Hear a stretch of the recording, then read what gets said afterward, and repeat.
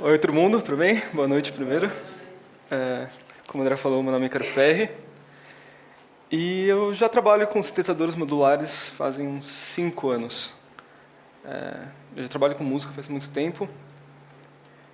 E eu tenho o meu lado artístico também, que eu toco também com synths, produzo, mas o que me trouxe primeiro a esse universo dos modulares foi por causa da minha empresa, que é a Spectral Audio. Na Spectral Audio eu tenho um software que é o CV Toolkit. Tá? É por isso que eu me afundei no mundo dos modulares, que esse é um software que eu desenvolvi para controlar os sintetizadores modulares. Então, mais um pouco para frente eu vou voltar um pouco nele para explicar um pouco melhor. Mas ele gera vários tipos de sinais que a gente usa para controlar o modular. Então ele gera desde sequências até envelopes, LFOs, que são modulações, sample and hold, várias coisas que a gente pode usar para controlar o modular. Mas beleza, isso é sobre mim, ninguém veio aqui para ouvir sobre mim, sobre eu. Então vamos para a primeira parte, que é a história. Tá? Vamos ver um pouco da história dos sintetizadores e como que a gente chegou aqui nesse formato, tá? Que vocês vão ver qual é esse formato daqui a pouquinho. Primeiro sintetizador, que não é meio um sintetizador de verdade, ele é quase mais parecido com um órgão, é o Telharmonium.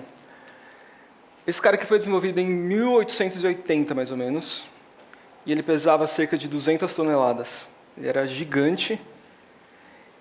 E ele não tinha... O inventor que fez esse negócio, ele não tinha muito um propósito em mente. Ele simplesmente foi fazendo e... Ele era muito interessante, esse sintetizador, esse instrumento, na verdade, né? Porque ele usava princípios já de síntese aditiva. O que é síntese aditiva? É quando a gente pega aquela onda bem simples, que é aquela onda sinoide, que é aquela onda que a gente vê em aula de física, que é aquela bonitinha, certinha, e a gente usa vários harmônicos diferentes dela, ou seja, o mesmo tipo de onda, só que em frequências diferentes, e quando a gente soma essas frequências diferentes, a gente tem um timbre. E dependendo de como a gente soma esses harmônicos, a gente tem timbres diferentes. Era isso daí que o Telharmonium fazia. Ele tinha vários cilindros que rodavam em frequências diferentes, e ele conseguia gerar esses harmônicos que ele podia usar para gerar timbres diferentes. Eles tentaram achar uma utilidade para esse cara, que foi em gerar música para telefone. Então, na hora que nem a gente tem hoje em dia, que quando você liga eles tocam musiquinha, eles tentaram fazer isso igual. Aliás, esse cara que está em Nova York, ele estava em Nova York porque ele já foi destruído na década de 70.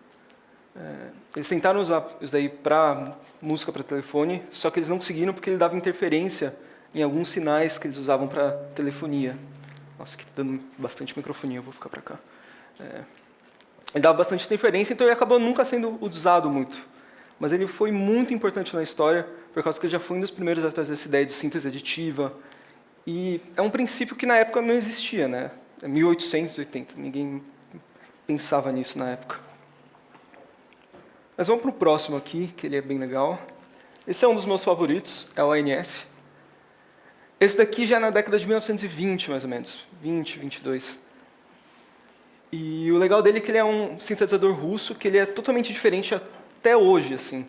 O que ele tinha? Ele tinha essa parte aqui, ó, que você desenhava nela com uma caneta especial. E essa parte daqui, ela varria esse desenho, e conforme o desenho, ele tocava a nota no qual o desenho tivesse. Então, por exemplo, se o desenho tivesse aqui, ele tocava uma nota, e quanto mais para cima, mais agudo ia ficando. Então era um método muito parecido com hoje em dia, com quem já conhece produção hoje em dia, como se fosse um piano roll, só que bem antigo, assim, e bem interessante. É uma tecnologia que foi usada nesse sintetizador e depois meio que nunca foi usada. Mas eu acho o sintetizador muito interessante para a época. Vamos para o próximo aqui, que é um chato. Esse é o RCA, esse é de 1940, da década de 40. E ele não fazia muita coisa também, né? O começo desses sintetizadores é muito engraçado, que eles eram muito acadêmicos. O princípio deles era muito acadêmico. Então eles usavam essas músicas para gerar música eletrônica, por ser algo totalmente novo, não existia música eletrônica naquela época. Então qualquer coisa que se fizesse já era totalmente novo para eles. Esse sintetizador, como que ele funcionava? Ele tinha esses computadores gigantes que tinham os osciladores e tudo mais. E ele também ele gravava as músicas em um pedaço de papel com vários furinhos, tipo punch card, né, que eles usavam para computadores antigos, eles também usavam para esse sistema. Não era nada muito de impressionante, mas esse foi um grande marco na história dos sintetizadores, que muita gente considera esse o primeiro sintetizador de verdade, assim, com osciladores e tudo mais. Osciladores a gente vai chegar o que eles são, tá? Mas muita calma. Então isso foi na década de 40, e daí a gente vai para a década de 50, 60, e daí a gente chega em duas marcas que são fundamentais na história dos sintetizadores. Essas são as marcas que basicamente definiram o que são esses instrumentos e como eles funcionam, que é o Robert Moog e o Don Buchla.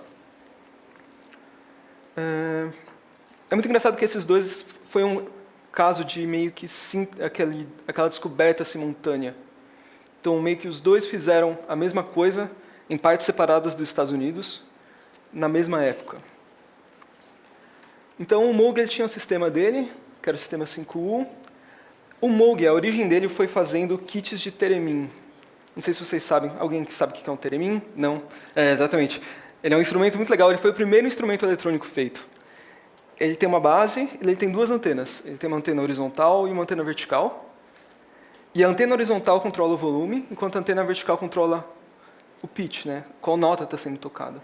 E ele é o único instrumento que você toca sem nunca encostar nele.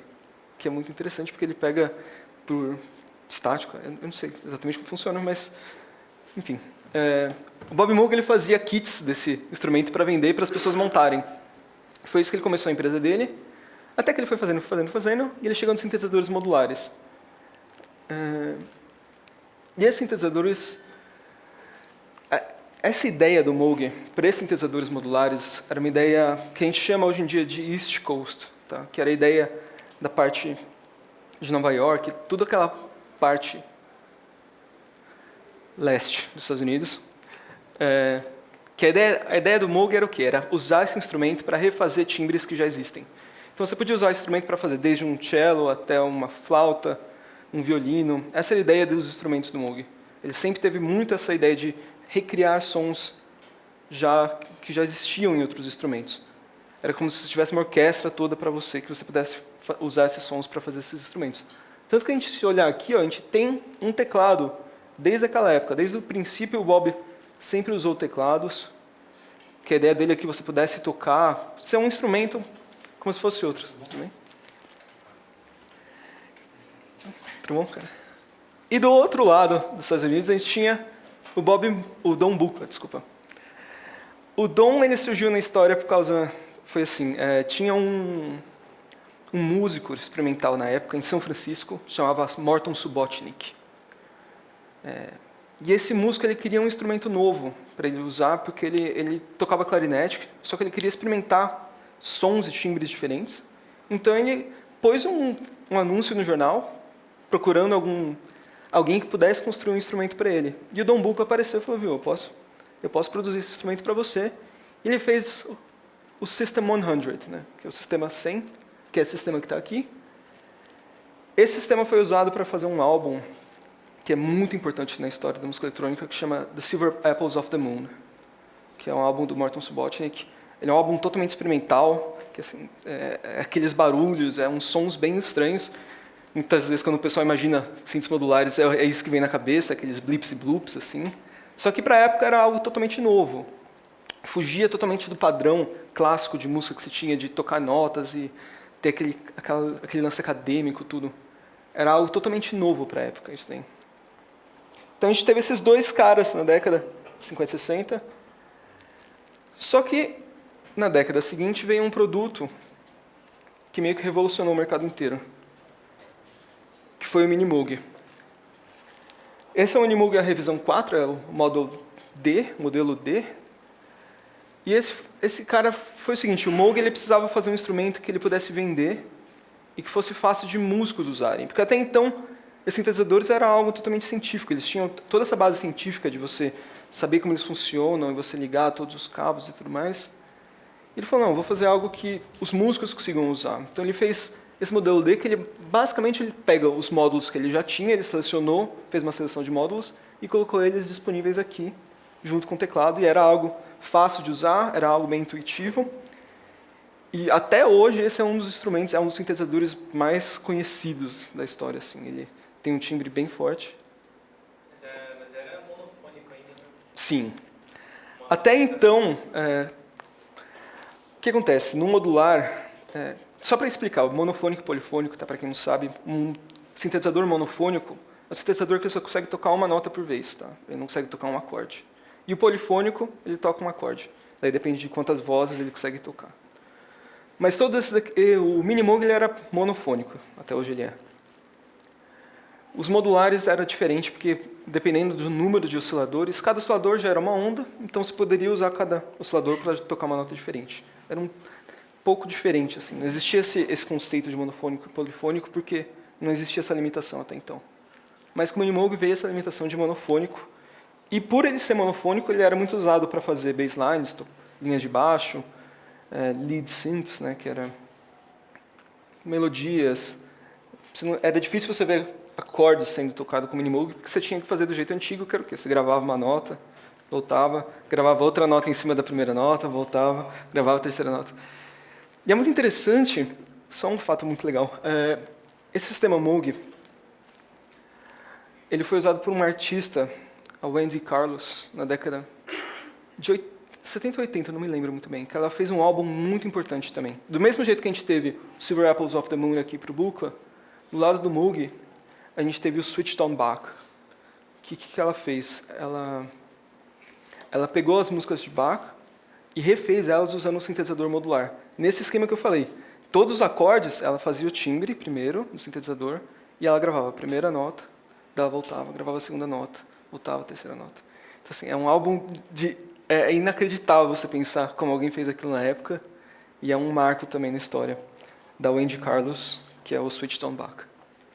Então, beleza, a gente teve o Minimoog, e ele estourou, e daí veio os sucessores deles. Né? Aqui a gente começou a ver alguns sintetizadores polifônicos, esses podiam tocar várias notas. A gente teve aqui o Prophet 5, que era de uma empresa que chamava Sequential Circuits. E esse cara, meio que, quando ele chegou, ele tirou o Minimoog um pouco do mercado, porque ele tinha muitas das funções do Minimoog, só que ele era polifônico. E algo muito importante sobre ele era o quê? Esses sintetizadores eles eram todos analógicos, tá? Eles não tinham nenhum tipo de computador dentro deles. Então, um problema que era muito comum era você perder a afinação. Você ligava ele e dava 40 minutos, depois de que você montou seu setup no palco. Na hora que você voltava para tocar, a afinação já estava diferente. Esse sintetizador foi um dos primeiros a corrigir esse tipo de problema. Por isso que ele vendeu bastante. E o som dele também é sensacional. Passou até uma memória interna. Desculpa? Passou até uma memória interna. Então, ele tem memória interna para os presets, mas o que ele passou a usar outro tipo de tecnologia para afinação. Não era digital ainda. Aliás, não sei se a afinação dele era digital, mas o core dele todo era analógico. E aqui embaixo a gente tem o Memory Moog, que foi um polifônico da Moog também. Ambos desses sintetizadores aí hoje em dia são caríssimos e é muito difícil encontrar um deles. E a manutenção deles também é absurda. Então, assim. Mas na época que a gente via esses sintetizadores com teclas e tudo mais, a gente tinha um outro lado da moeda, que eram os outros sintetizadores modulares que vinham ganhando espaço na época, no pessoal mais experimental. Então a gente tem alguns aqui, por exemplo, o ARP 2600, que é um sintetizador muito famoso até hoje. Não sei se o pessoal aqui de música eletrônica conhece o Todd Terje, ele tem um álbum que o foco do álbum inteiro é esse sintetizador. Buchla Easel, esse Buchla Easel aqui, ele é basicamente um mini Moog da Buchla. Então é um instrumento compacto e independente, que você consegue tirar uma infinidade de timbres dele. Até hoje você consegue comprar um desse aqui, que é um sintetizador que vale muito a pena. Muito legal. Korg MS-20, que também muita gente deve conhecer. System 100 da Roland, o Surge e o EMS Synth. Esse cara aqui era muito legal, que enquanto a gente tinha o Moog e o Buchla nos Estados Unidos, na Inglaterra a gente tinha uma outra empresa que era a EMS.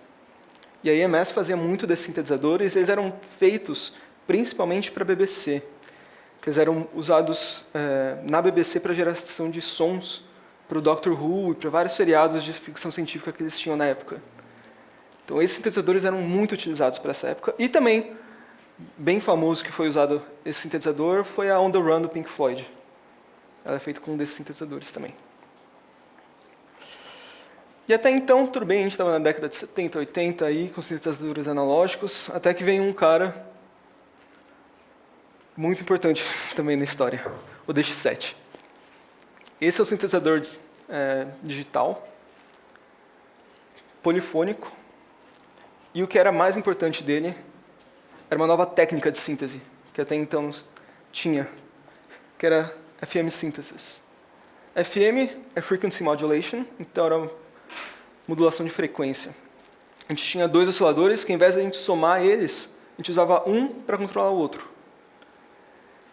E era uma técnica que não existia até então, porque é uma técnica que você precisa... Você não precisa, mas ela soa muito melhor com equipamentos digitais, porque você consegue ser muito mais preciso. Então você consegue fazer sons de sino, sons de teclado de piano elétrico. E esse sintetizador marcou os anos 80. Foi ele que deu origem a todos aqueles sons. Quando você imagina a música dos anos 80, provavelmente você está imaginando esse sintetizador. Porque os presets deles foram totalmente abusados pela indústria nos anos 80. Desde o piano elétrico, marimba, vibes, todos esses instrumentos foram muito... Os presets, aliás, dele, né?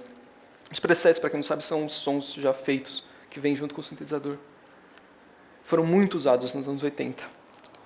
E o que aconteceu? Nessa época, como isso era muito novo, quem trabalhava com sintetizador ficou meio apaixonado por essa ideia de digital e falou, para que eu vou guardar essas coisas analógicas que não consegue manter afinação, que não consegue fazer nada disso? Enquanto esse aqui eu aperto 2 botões e já tem um som totalmente diferente, enquanto antes eu tinha que ir lá e mudar a posição de tudo.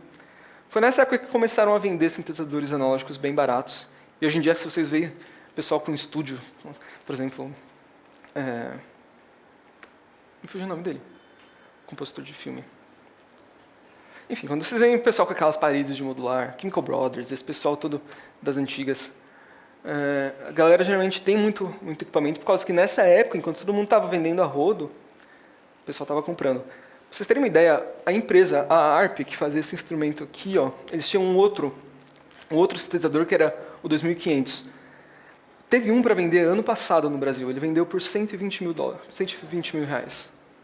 De tão raro que ele é. Na época, eles estavam vendendo por quilo, por causa que a empresa estava indo à falência. Então, é bem interessante. Então, isso foi na década de 80. E daí, na década de 90, a gente teve uma nova tecnologia que veio também, que é o VA, que é Virtual Analog. Um dos synths bem famosos que usa essa tecnologia é o Virus, que foi muito amado no Brasil dos anos 2000 até 2010, depois, hoje em dia, quase ninguém quer saber dele. O que é Virtual Analog? Basicamente, ele tenta simular os sintetizadores analógicos usando software, né? Por que isso é interessante? Porque uma coisa que foi se percebendo é que quanto mais digital foi ficando os sintetizadores, quanto mais limpo eles foram ficando, quanto mais precisos, se perdeu um pouco do charme que eles tinham. Se perdeu um pouco do timbre e tudo mais. Então, esse Virtual Analog tentou trazer de volta esse esquema, de ter um pouco essas imperfeições para poder soar melhor. Hoje em dia, essa técnica ainda é usada. Muitos sintetizadores ainda usam esse tipo de técnica.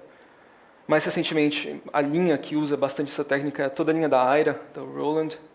Eles usam para TR-8 e para todos os outros. A linha da Aira, eles usam bastante isso aqui. Quase sempre que você vê hoje em dia sintetizadores digitais, eles usam esse tipo de técnica de síntese.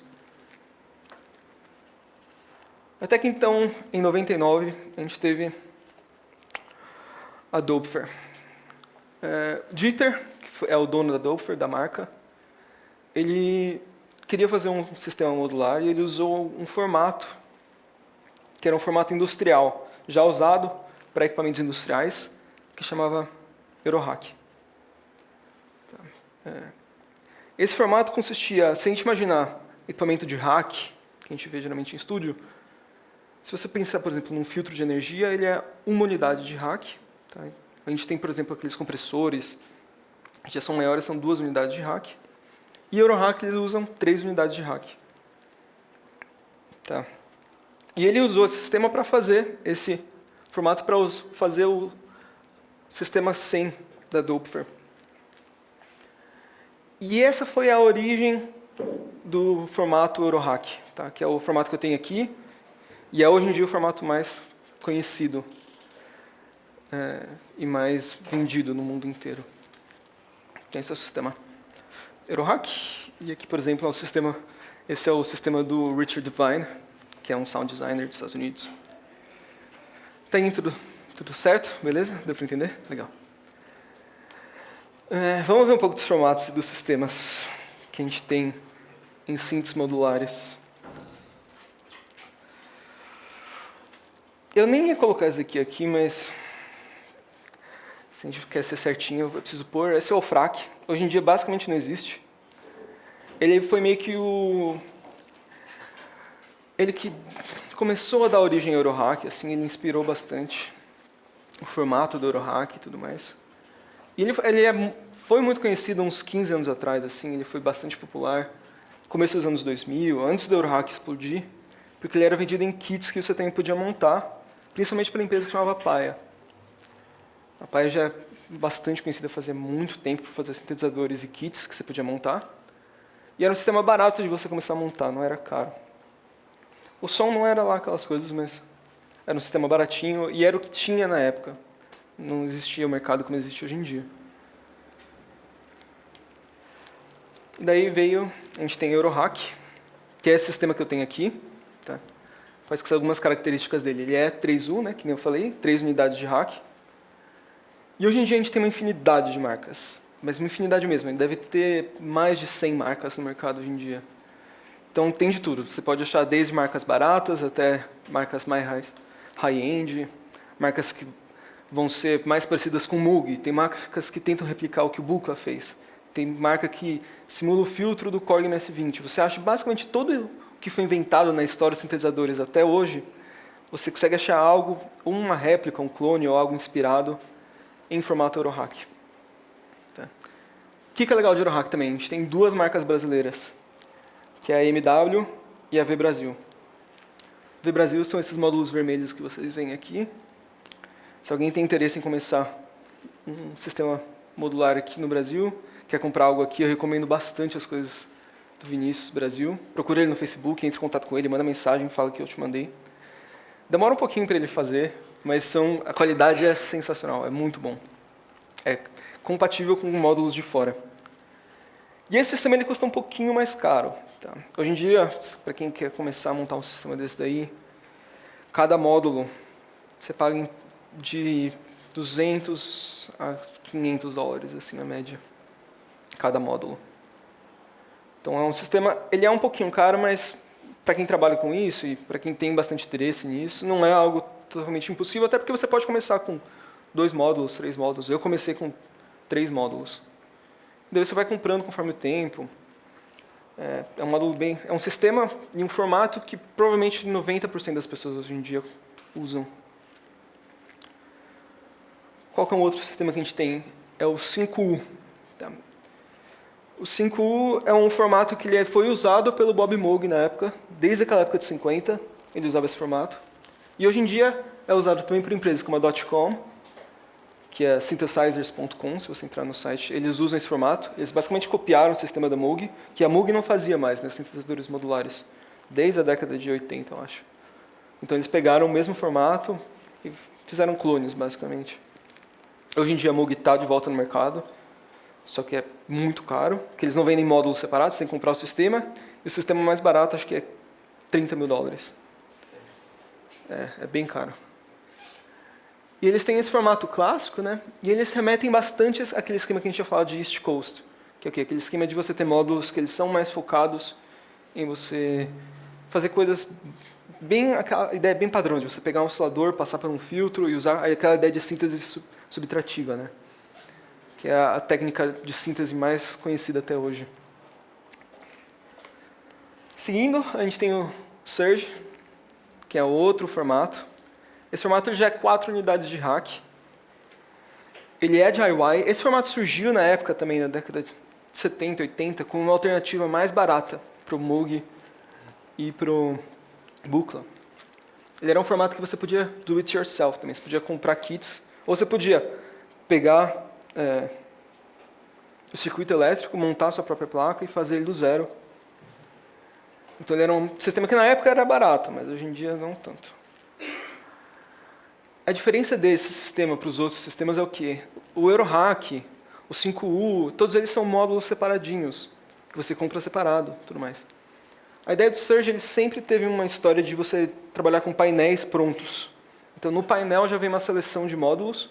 Se a gente olhar aqui, ó, eles são painéis grandinhos até, tem vezes até que eles pegam a fileira inteira. Que já vem com uma pré-seleção de módulos para você trabalhar. E é por isso que às vezes acaba custando um pouquinho mais caro de você entrar nesse jogo aqui do Surge. E uma diferença legal do Surge é o quê? Essa ideia de patch programmability. No mercado Eurohack, como o mercado ressurgiu e ele já está bem avançado hoje em dia, muitos dos módulos novos que saem, eles são módulos muito abstraídos. Então você pega uma técnica e você simplifica essa técnica, ao invés de você precisar de 4 ou 5 módulos para fazer, você simplifica para você só precisar um módulo que tem um botão só que você gira e ele faz tudo aquilo. Enquanto o Surge não. O Surge eles são blocos bem básicos.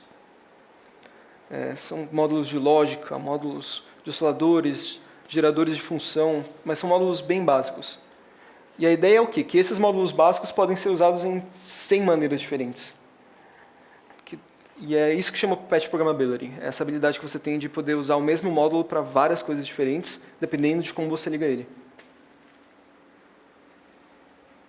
E o último formato que a gente tem aqui é o Buchla, que até hoje em dia existe. Foi recentemente comprada a Buchla.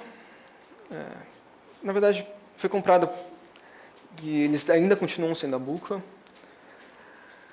Só que os módulos deles são muito caros também. Bem caros.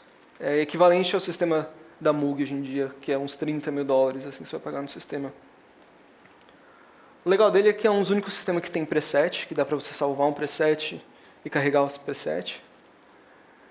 E o motivo por qual esses módulos são tão caros, para vocês terem uma ideia, um módulozinho desse daqui, ó, sai uns $1.500 cada um. A ideia deles serem tão caros é porque eles são geralmente triplos ou quádruplos de alguma função. Então aqui você tem 4 amplificadores, 4 envelopes, geralmente são 3 ou 4 de cada função, que é bem legal. E esses são os formatos que a gente tem até hoje. São os formatos mais populares. Assim, né? Tem muitos formatos que são menorzinhos, mas que no mercado, significativamente, esses são os formatos. A gente pode fazer a parte divertida, que é de Signal Flow. Signal Flow é como que o sinal passa pelo modular e como ele funciona. Como que acontece toda essa mágica do modular. A primeira ideia que a gente tem é uma diferença que eu gosto de pensar dessa maneira, tá? Não é uma teoria acadêmica. Mas eu gosto de pensar que existem módulos que são geradores e módulos que são modificadores. O que seriam alguns módulos geradores, por exemplo? Osciladores são os principais. O oscilador, o que ele é? Ele é um módulo que ele gera uma onda. Então, se for um oscilador analógico, geralmente eles geram aquelas ondas bem simples, que é aquela onda sinoide ou uma onda quadrada. A gente tem ondas dente de serra, enfim, são ondas. O oscilador gera ondas. Enquanto a gente tem osciladores digitais que já geram ondas mais complexas. Então, por exemplo, eu tenho aqui, eu vou mostrar para vocês, eu tenho o Braids, que ele pode gerar uma infinidade de... Ele tem vários algoritmos de geração de ondas. A gente tem wavetables. A gente tem vários tipos de osciladores diferentes no formato digital. Samplers é outra coisa que gera um sinal, porque você vai estar tocando um som que já existe. Né? Envelopes. O que são envelopes? São geradores de função. Então, vamos supor que a gente quer fazer com que a nota comece, aumente e depois ela fique mais baixa. Então, ele vai gerar uma função que ela sobe, desce. Enfim, ela gera essa função durante o tempo. Envelopes também geram sinais. LFOs também geram sinais. O que são LFOs? São Low Frequency Oscillators. Então, são osciladores que rodam numa frequência bem baixa, que a gente usa geralmente para fazer uma modulação. Então, por exemplo, se a gente pensar em vibrato, A gente usaria um LFO para modular de forma bem sutil e bem rápida, quer dizer, lerda em comparação ao oscilador. No mesmo caso, o vibrato ele é um pouquinho mais rápido. E a gente usaria uma onda gerada por esse LFO. Um sequenciador também é um gerador. E um joystick também, que alguns sintetizadores têm. E, por outro lado, o que são os modificadores? São os filtros, tá? Que eles vão pegar o sinal do oscilador e eles vão tirar os harmônicos, de alguma forma. Os VCAs, que são amplificadores. VCAs são Voltage Controlled Amplifiers. Tá? Então, eles são amplificadores controlados por voltagem. Quantizers. O que são quantizers no mundo modular? Assim? São módulos que pegam uma sequência e travam elas numa escala. Então, porque você tem uma sequência e daí você quer travar ela em, sei lá, Dó menor, por exemplo. O quantizer, você configura o quantizer para Dó menor e tudo que passar pelo quantizer, as únicas notas que vão sair vão ser as notas em Dó menor. Tá? Então ele é um modificador. Um mixer é um modificador. Por quê? Porque ele atenua o sinal. Um slew, que é o quê? Ele é um módulo que ele pega, por exemplo, uma onda quadrada e ele meio que arredonda a onda, para ela ficar, ao invés de ela ficar uma modulação como se fosse uma escada, assim, ele fica algo contínuo, como se fosse uma onda. E um wave shaper também, que muda o timbre de um oscilador, também é um modificador. E como que a gente comunica entre esses módulos, entre os geradores e os modificadores? Através de tensão elétrica. Tá? Então, todos os cabos que a gente usa aqui para esses sistemas, independente do formato, todos, você está passando basicamente eletricidade por esses cabos. E isso é algo muito engraçado, porque tem muita gente que começa a entrar nesse mundo dos modulares e acha que as coisas, que você tem dois tipos de sinal, o áudio é uma coisa e CV é outra. A gente vai chegar em CV. Mas tudo que passa pelo modular é tensão elétrica, é eletricidade. Então, se a gente vê aqui, ó, a gente tem sempre um sinal que ele tem uma voltagem. Tá? No padrão Eurohack, essa voltagem vai de menos 10 a 10 volts. E essa voltagem muda conforme o tempo. Tá? É bem simples. Então, por exemplo, aqui a gente tem uma onda sinoide, que é a onda que eu estava falando, que a gente vê em aula de física e tudo mais. Então, se tudo é voltagem e todos os sinais são iguais, como que a gente diferencia entre um e outro? Como que a gente usa um para uma coisa e outro para outra coisa? A gente tem basicamente como se fossem palavras diferentes que a gente pode usar. A gente tem uma linguagem no modular de vários tipos de sinais que a gente pode usar para coisas diferentes. Então, por exemplo, a gente tem aqui CV e áudio. O que é o CV? É o control voltage, é a tensão, é a voltagem que a gente vai usar para controlar as coisas. Então, por exemplo, na hora que eu jogo um LFO para controlar um filtro, ele é um CV, que a gente chama, né? Ou um áudio, por exemplo. O sinal, o som, literalmente o som, saindo do oscilador, que a gente ouve, ele é uma onda contínua. Ele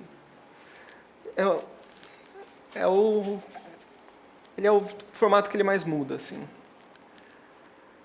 A gente tem esses dois caras aqui, que são o trigger e o gate. O que são os trigger e o gate? São esses caras aqui, eles dão... Aliás, esses três até, junto com o clock. É o jeito que a gente comunica no modular que a gente quer acionar alguma coisa agora, começar alguma coisa agora, ou a gente quer avançar alguma etapa em algum módulo. Por exemplo, o trigger. O que a gente usa trigger geralmente? Quando a gente tem módulos de bateria. Por exemplo, eu tenho um módulo aqui que ele gera um som de um bumbo. Esse som, ele só precisa de algo para começar. Você precisa falar para ele, toca agora. E é isso que o trigger faz. Ele é um sinal quadrado, positivo, né? Se a gente tem essa onda finazinha aqui, que ela é o 0 volts. Então o trigger ele é positivo e ele é bem curtinho. Então ele só indica isso dele, ele fala, eu quero tocar você agora. Então ele gera uma nota, geralmente para bateria, ou por exemplo, um envelope que seja AR, que a gente chama, né, que é Attack Release. Então algo que só sobe e desce, que só precisa do começo, é para isso que a gente usa o trigger. O gate, ele é bem parecido também, ele é uma onda quadrada, positiva, só que ele tem duração. O que a gente usa isso daqui geralmente? Para quando a gente vai tocar uma nota de verdade no modular. Então vamos supor que eu quero determinar o quão longa é essa nota. O quão longa essa nota vai ser vai depender do gate. Né? A gente tem o clock. Que o clock que a gente usa geralmente ele para quê? Para quando a gente tem sequenciadores diferentes, a gente quer sincronizar eles dois. Então você tira o clock de um e joga o clock no outro. Percebam que o clock e o gate eles são o mesmo tipo de sinal. A única diferença é que o clock ele repete de forma... O intervalo dele é sempre o mesmo entre os sinais.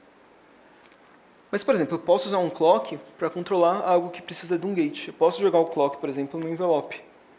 E ter ele acionar o envelope. Eu posso jogar esse clock no módulo de bateria. E isso é um conceito que, às vezes, é muito difícil para o pessoal que está começando. Porque você pensar, esse é um clock, então eu não posso usar ele para outra coisa sem ser para clock. Isso não é verdade. E as técnicas avançadas de síntese, principalmente no modular, a gente meio que quebra isso daí e fala, eu vou usar o trigger como clock e eu vou fazer com que esse trigger avance meu sequenciador de forma irregular e tudo mais. Então, entender que esses sinais são todos o mesmo, que dependendo de como você usa eles, que dita o seu resultado, é fundamental para que você possa fazer algo interessante no modular. E a gente também tem um offset, que é somente uma voltagem fixa. Né? A gente tem aqui, por exemplo, aqui eu tenho um exemplo que é uma voltagem positiva. O que a gente usa offset geralmente? Para notas. Então é assim que a gente fala para o oscilador, viu? Você vai tocar essa nota, ou essa nota, ou essa nota, ou essa nota. Né? É bem simples, no fim das contas. E qual que é a diferença entre CV e áudio, então? Só para reforçar, o CV geralmente ele é até 20 Hz, que é algo que a gente não ouve. E a gente geralmente usa esse sinal para quê? Aliás, até 10 Hz, até 20 Hz, pode ser. São sinais que a gente não ouve, mas que a gente usa para modular outras coisas, que nem eu falei, para vibrato. Por exemplo, você vai fazer um baixo de dubstep, por exemplo, é o que vai fazer o wobble, né, do filtro, vai fazer o wow, wow, wow, wow. É para isso que a gente usa o CV. E o áudio é o que a gente ouve, que é de 20 a 20 mil Hz. Né? Em média. Nem todo mundo ouve assim, mas também. Oi, Ícaro. Voltando naqueles sinais anteriores de clock, todos os módulos em tese têm esses tipos de mensagens, de saídas, ou existem módulos específicos só para clock? Existem. Existem, só que você não precisa usar eles. Por exemplo, aqui eu tenho meu clock, né? Tem módulos que são geradores de clock. E você vai comprar, você pode falar, eu quero um clock de 123 BPM. Ele vai gerar um clock exatamente de 123 BPM. Mas nada te impede de você pegar um oscilador, que também gera uma onda quadrada, e você joga esse oscilador bem baixo, e ele também vai gerar o mesmo tipo de sinal. E você pode usar o oscilador como um clock. Né? E é isso volta naquela ideia que eu estava falando, que é você acabar... Opa, pode falar. Esse tipo de síntese assim, modular é aplicado na síntese digital? Esse tipo de comunicação? Tá, geralmente... Então, vamos avançar aqui, porque essa é a próxima parte. Boa pergunta. Então, por exemplo, na parte digital, o que a gente tem geralmente? Vamos supor que aqui a gente tem duas notas MIDI, tá? A nota MIDI, ela tem duas informações, que é o quê? É a nota em si, né? Então, por exemplo, no caso aqui a gente tem um Dó e aqui a gente tem um Mi.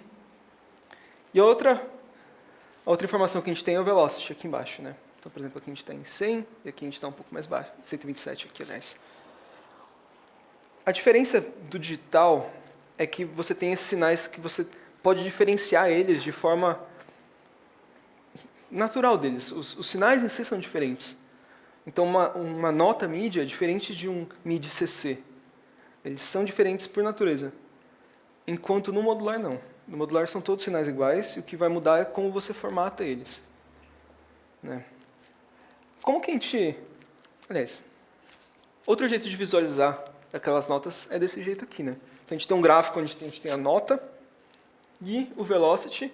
Então, uma nota só, ela indica dois dados. A gente indica a nota e o velocity. Como que a gente faria isso no modular? Opa, errando. Aqui, ó. No modular, cada cabo desse só passa um sinal.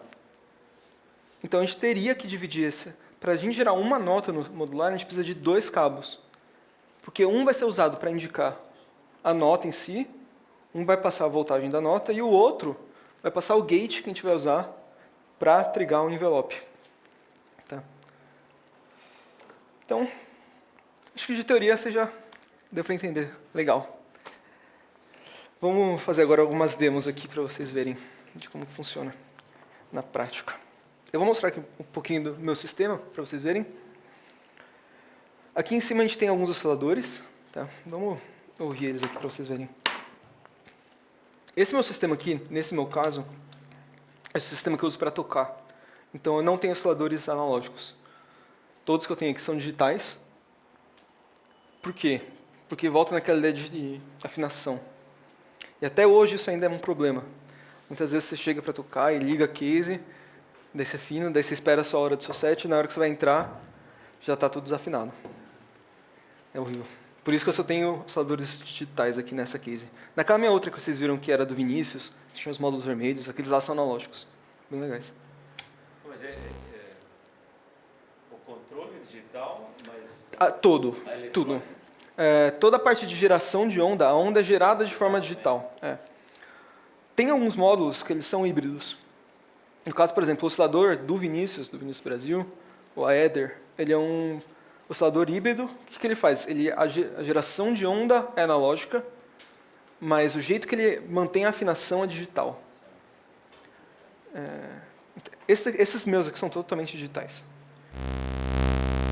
Então, por exemplo, a gente tem o Braids ali, ó, que é esse carinha aqui. Vocês verem que ele tem o Si-Sol, né? Esse é um oscilador que ele é bem famoso assim, no mundo do Eurohack, porque ele tem vários tipos de ondas.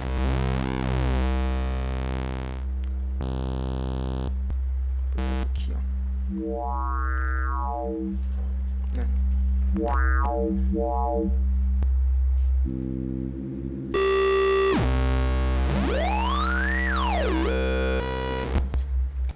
Dá pra ver que a gente tem vários tipos de timbres aqui. As possibilidades de uma analógica é maior do que do digital, ou não? Então, vamos. Isso eu acho algo importante de esclarecer.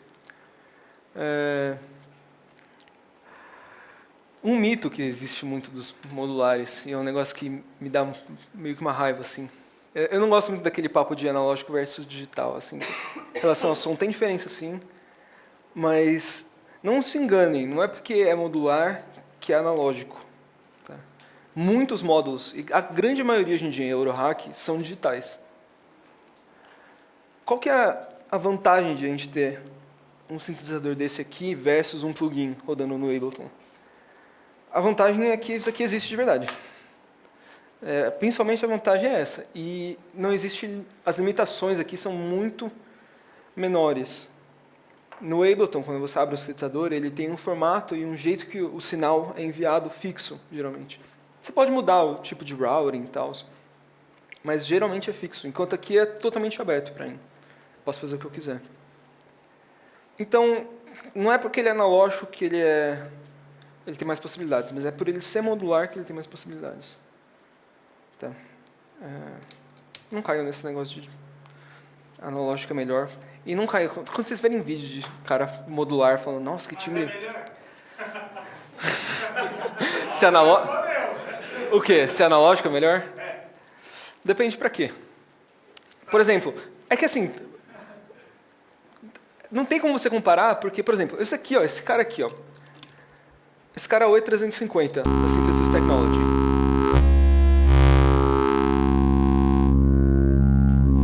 Sabe quando ele muda o timbre de forma bem suave, bem sutil? Ele usa uma técnica que chama Wavetable Synthesis. O que ele é? É como se tivesse um mapa, um XY, e ele tem várias ondas diferentes, e eu posso navegar por esse mapa. Isso aqui não tem como você fazer de forma analógica. Então, assim, não tem como o analógico... Então não tem como... não dá pra você comparar. Porque tem funções diferentes e tem finalidades diferentes. Por exemplo, você pega a mesa de som, essas coisas, compressor, lógico que o analógico é melhor. Mas depende do que você quer fazer. Se eu quero fazer um timbre com Wavetable, nunca analógico vai ser melhor porque não existe analógico para Wavetable. Entendeu? Esse é um wavetable, que a gente já viu. Vamos ver esse aqui.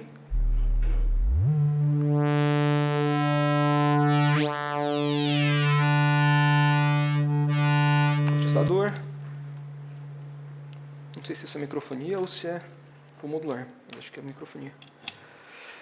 Bem, então vamos montar um patchzinho do zero aqui, tá? Para vocês verem mais ou menos como que funciona. Eu vou começar com esse cara aqui, que é o Metropolis. Esse é meu sequenciador. Deixa eu só reiniciar ele aqui. Beleza. Qual que seria um patch bem básico assim pra gente fazer? Bem simples, o mais simples possível. Seria o quê? Eu vou tirar o pitch do oscilador e eu vou jogar ele, aliás, do sequenciador eu vou jogar no oscilador. Tá? Então esse cabo aqui está passando a nota. Vamos tirar agora a saída do oscilador e jogar no meu mixer, que está indo para a minha interface, que é o que a gente vai estar ouvindo. Tá? Então aqui a gente só tem dois cabos. Esse aqui é a saída de áudio, o verde, e o preto é a nota. Agora eu posso vir aqui no meu sequenciador e posso colocar a nota que eu quero. É uma diferençazinha aqui, por exemplo. Esse meu sequenciador é legal por quê? Porque ele dá a nota específica que eu tô. Não dá para vocês verem aqui, mas ele está falando para mim F2, significa que a gente está em Fá. Ele está tocando uma nota em Fá. A maioria dos sequenciadores aliás, a maioria, hoje em dia é meio que dividido. Mas esse sequenciador, no caso, ele é quantizado, né? Ele já manda as notas específicas. Se esse não fosse quantizado, eu teria que ter aquele módulo de quantizer que eu falei antes, lá, para a gente colocar as notas, as voltagens em notas específicas. Senão, o que ia acontecer? Se eu pegasse, por exemplo, o sequenciador do Moog, que não tem quantizer, e jogasse direto no oscilador, ele não ia gerar notas específicas, ele ia gerar alguma frequência, mas que não é uma nota específica, ele ia ser totalmente desafinado, assim, porque ele não ia ter essa noção de nota. A gente precisaria de um quantizer para isso. Esse meu já tem o quantizer. Então esse é um patch bem simples, tá? A gente só está mandando uma nota para o oscilador, e o oscilador, a gente está ouvindo ele. Percebam que a nota continua, ela nunca para. Ela continua. Então o que a gente faria para definir notas mesmo, que elas começam e param? A gente teria que passar ela por um VCA, que é um amplificador. Então eu vou jogar a saída do meu oscilador dentro do VCA, na entrada de sinal do VCA, e daí para controlar esse volume a gente vai usar um envelope. Tá? Eu vou tirar essa saída de gate do sequenciador, gate é aquele negócio que a gente falou, né, que dá o período da nota, e eu vou jogar na entrada de trigger desse meu módulo, que é o Maths. Por que eu vou jogar na entrada de trigger? Porque no Maths ele é um envelope AR, ele só começa e acaba, independente do tamanho do gate. Então ele precisa de um trigger, mas um gate é um trigger também. Então nada me impede de eu tirar esse gate do Metropolis e jogar no Maths. E eu vou tirar essa função que o Maths está me gerando, e eu vou jogar ele aqui no meu amplificador. E eu vou tirar a saída do amplificador para a gente ouvir ela. Certo? Então aqui é um pouquinho mais complexo, por quê? Porque a gente tem agora as notas definidas, o formato. Eu vou colocar um pouco mais devagar. Perceber que eu posso controlar agora o tamanho da nota e o shape dessa nota, né? O formato dela.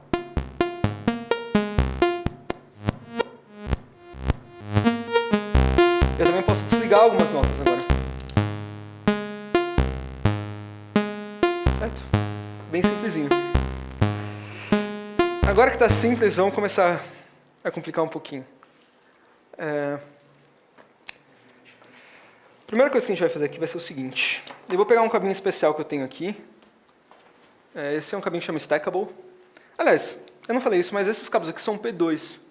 É basicamente o mesmo cabo que vocês usam para o carro, assim, para ligar o celular. A diferença é que esses aqui são monos, que como só passa um sinal por vez, eles são monos. Então o que eu faço? Eu tiro esse sinal de gate que está vindo do meu sequenciador e eu ligo nesse cabo, e agora eu tenho duas cópias desse sinal. Eu posso ligar uma no meu trigger que eu estava usando já, e a outra eu vou pegar no outro canal de trigger do Maths. Então agora eu vou ter dois envelopes, que eles são independentes, e eu posso usar esses dois envelopes para qualquer coisa. Então, por exemplo, eu vou vir aqui no meu módulo do Braids e vou colocar ele em fold. Tá? O fold, o que que ele é? Ele é um método de síntese que ele pega uma onda sinoide, que a gente viu, e ele dobra as pontas dela para dentro, conforme a gente deixa ela mais alta. E ele tem um som bem diferente. Vamos ouvir aqui. Esse som aqui, né? E para que eu vou usar esse segundo envelope? Então vamos supor que eu tenho aqui minha sequência rodando. Opa, deixa eu tirar aqui. Vamos supor que eu queria que toda vez que minha nota começasse, ele fizesse... né, ele mudasse esse timbre e voltasse. Como que a gente faria? Então, para eu não ter que ficar aqui mexendo nesse knob, eu pego o envelope e eu uso esse envelope para essa função. Então, enquanto esse primeiro envelope aqui que a gente usou, a gente estava controlando o volume, a gente vai pegar outro envelope e usar para outra coisa, que é para controlar o timbre. Então aqui, ó, a gente só estava com esse envelope até então, né? Com a caminho amarelo, que era de controlar o volume. E eu vou ligar o outro envelope na entrada de timbre aqui do meu oscilador.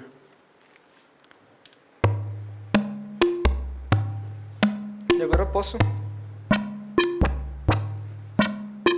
eu tenho controle de timbre e de amplitude, né, separado.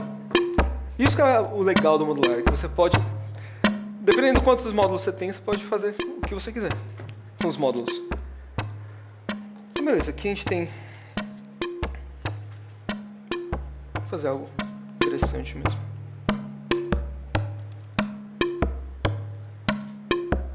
Legal. Só que é o seguinte, vamos ver se eu estou certo. No modular, na hora de você gravar para o programa, passar lá em tempo real, você tem uma alimentação, porque você vai gravar o que você consegue mexer. Já no digital, você consegue automatizar tudo. Aqui também dá. Tá? Dá. Então, agora que vocês já entendem um pouquinho mais sobre as coisas, voltando, por exemplo, o software que eu desenvolvo, que é o CV Toolkit, ele gera várias funções que você pode controlar do computador, o modular. Então, você pode gerar sequências, tudo mais, pode gerar automações, tudo que você pode mandar para o modular. Hoje em dia, tem vários meios que você pode usar de controlar o modular pelo computador. A gente vai ver um mais para frente, que vai ser outro patch que eu vou fazer, que vai ser usando um módulo aqui que eu tenho, que é o módulo USB, um módulozinho USB normal, que eu conecto nele e eu posso mandar a nota MIDI do Ableton para o modular. Eu posso tocar o modular via MIDI. E esse módulo, por exemplo, vai gerar vários CVs para outras funções. Então, esse módulozinho aqui que eu tenho aqui, dá para ver, mais ou menos. Interface, né? Ele é uma interface MIDI. Só que esse módulozinho aqui ele é bem simplesinho. Ele recebe USB e ele tem duas saídas. Só que duas saídas, duas vozes. Porque cada voz são duas saídas. Lembra que a gente viu que uma voz a gente precisa de um gate e o pitch. Então a gente tem duas vozes aqui que são 4 saídas. A gente tem 2 CVs e 2 gates que a gente pode usar. Então, mas as outras funções que você tem lá, que é... Então, aquele outro lá... vai ter que ter um monte de saídas aí, né? Então, no meu caso, a gente tem esse outro módulo preto aqui, ó, que vocês estão vendo. Não dá para vocês verem muito legal, mas ele tem 8 saídas que eu posso gerar qualquer tipo de sinal. Só que ele não é MIDI. Ele basicamente já gera o CV no computador e eu já mando como CV para cá. Mas ele comunica via USB também. Esse daqui não. Esse daqui que eu tenho aqui, ele é o S8 da Expert Zippers e ele comunica via ADAT. Que é o cabo de fibra ótica, sabe? Acho que vocês já viram. Ah, não, mas o computador vai ter que ter a saída DAT, né? Sim, daí você precisa de uma interface que tenha a saída ADAT. Mas protocolo ADAT mesmo? Ou Protocolo ADAT. Não é então passa 8 canais. São 8 canais aqui. Hoje em dia tem uma versão nova desse módulo, que é o ES8. Ele é caro. Ele custa uns $400. E ele é USB. Ele tem USB e ADAT. Então dá para você ligar o USB direto no computador, ele vai aparecer como uma interface no seu computador. Porque esse módulo aqui é basicamente um conversor AD-DA, né? Ele converte... Esse daqui específico não, mas o S8 ele tem entrada e saída. Então você pode jogar o sinal do modular direto para ele e vai para o seu computador como se fosse uma interface. E você pode mandar sinais do computador para cá e tirar o sinal aqui. Esse módulo é legal também porque eu posso, por exemplo, se eu quiser filtrar alguma coisa do computador, se eu tenho um loop, alguma coisa que eu quero passar pelo modular, eu posso mandar para esse módulo, eu tiro desse módulo, passo para o que eu quero e volto para a minha interface depois. Tá. A gente estava... a sua dúvida. Já esqueci. Não, automação. Automação. Não, então. De gravar. O que a gente pode fazer é o seguinte, lógico que você vai ser mais limitado aqui, mas essa limitação muitas vezes é legal, cara. E muitas vezes... E eu acho... É algo... Pode ser algo meio bobo, assim, que as pessoas pensam, mas você ter essa limitação e você ser forçado a sempre... Porque, assim, na hora que eu tirar esses cabos aqui, já era.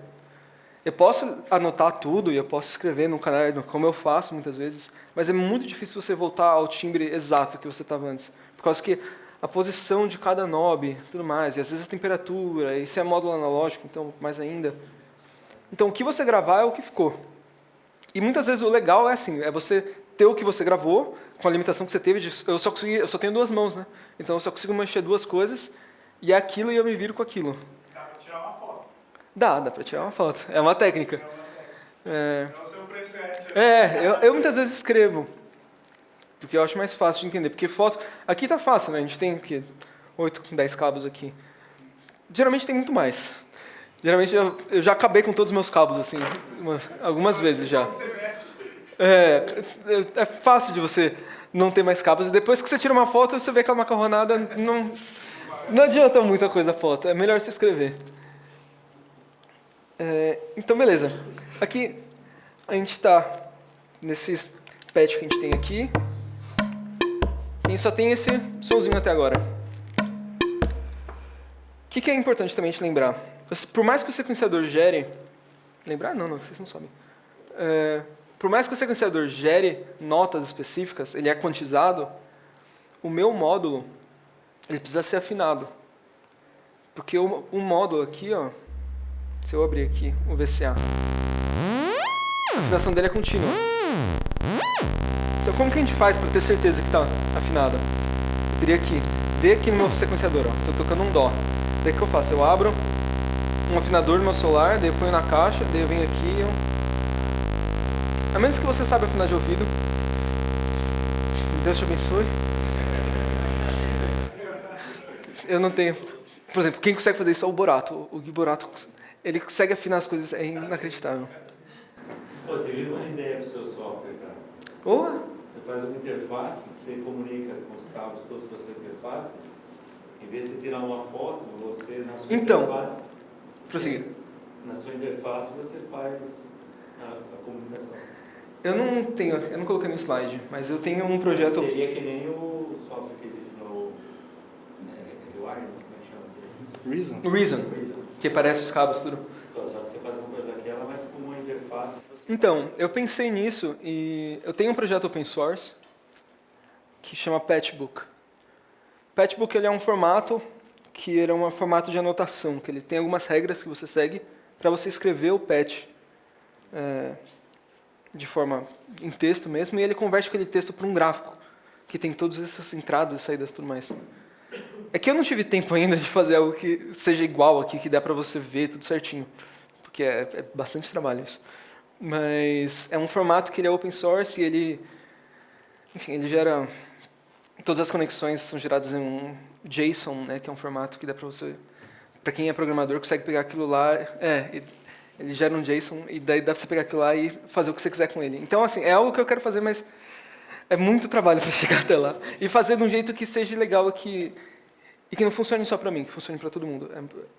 Tem uma diferença grande nisso daí, desenvolvimento de software. Tinha uma pergunta? Você mesmo que roda? Desculpa? Você mesmo Sim. Qual a linguagem? Tem alguma linguagem específica? Então, cara, tem muita coisa. Muita coisa que eu faço é para o Ableton, né? Para o Live.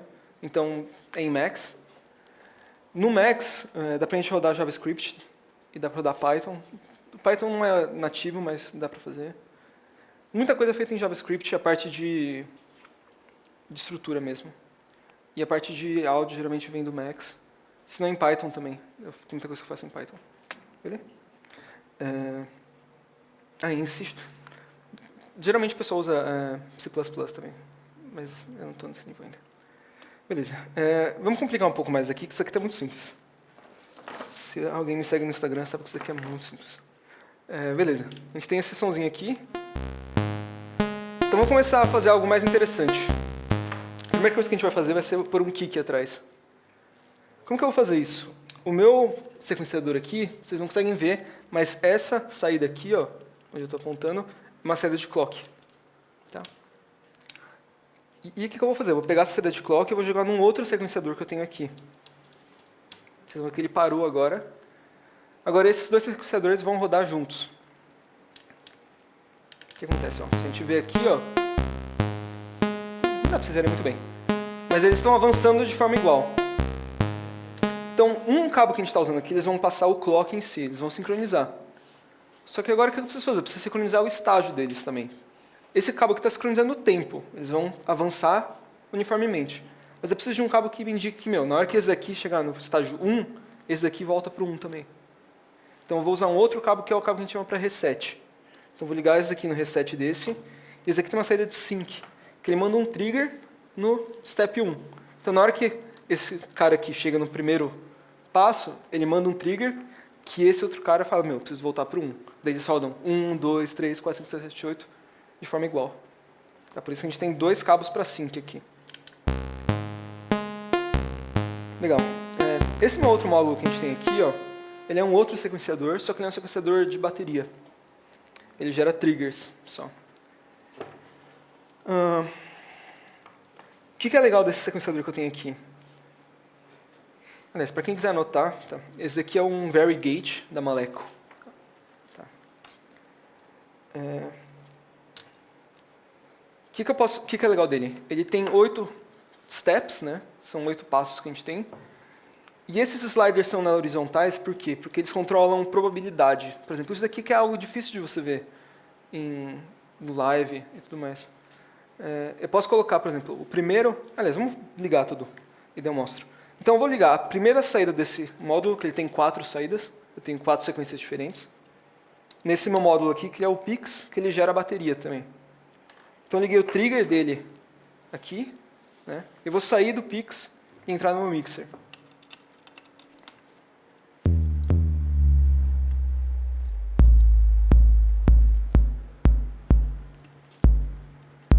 Aqui a gente tem um kick que dá pra gente usar. Então vamos rodar aqui, ó. Eu vou colocar outro mais baixinho. Então, por exemplo, deixa eu reiniciar ele aqui só. Legal. Eu vou pegar o primeiro slider e vou colocar ele totalmente para a direita.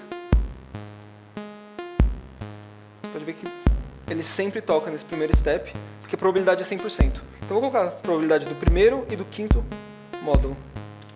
E vou aumentar o BPM.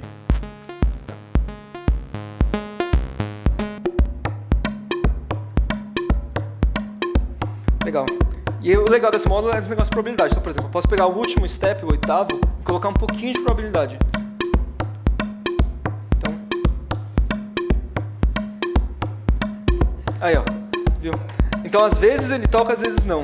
Isso é muito legal desse módulo. E é legal porque, na hora que você está usando ao vivo, ele facilita muito. Que ele coloca um pouco mais essa aleatoriedade e variação no patch. Então, vou usar a segunda saída aqui desse meu sequenciador. Eu vou ligar no outro canal do Pix, o mesmo módulo que a gente está usando para bumbo. Ele consegue fazer caixa também.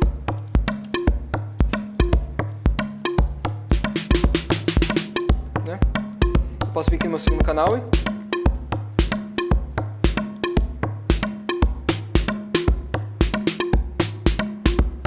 Tá muito... Legal. E vamos fazer mais uma coisa. Vamos fazer... O que a gente pode fazer mais aqui? Aliás, vamos passar para um filtro, que a gente não fez isso ainda. Eu vou tirar então a saída do meu oscilador. Lembra que o oscilador estava indo direto para o amplificador. Eu vou passar ele pelo filtro agora. Então eu tiro a saída do filtro, jogo no amplificador de volta. E a saída do oscilador vai para o filtro.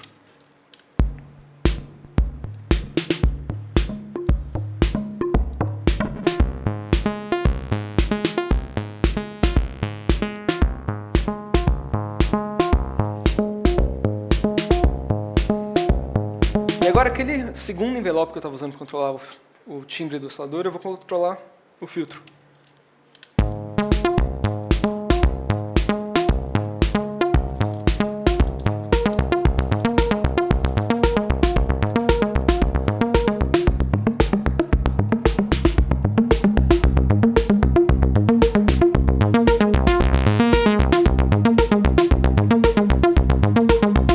legal porque ele tem overdrive.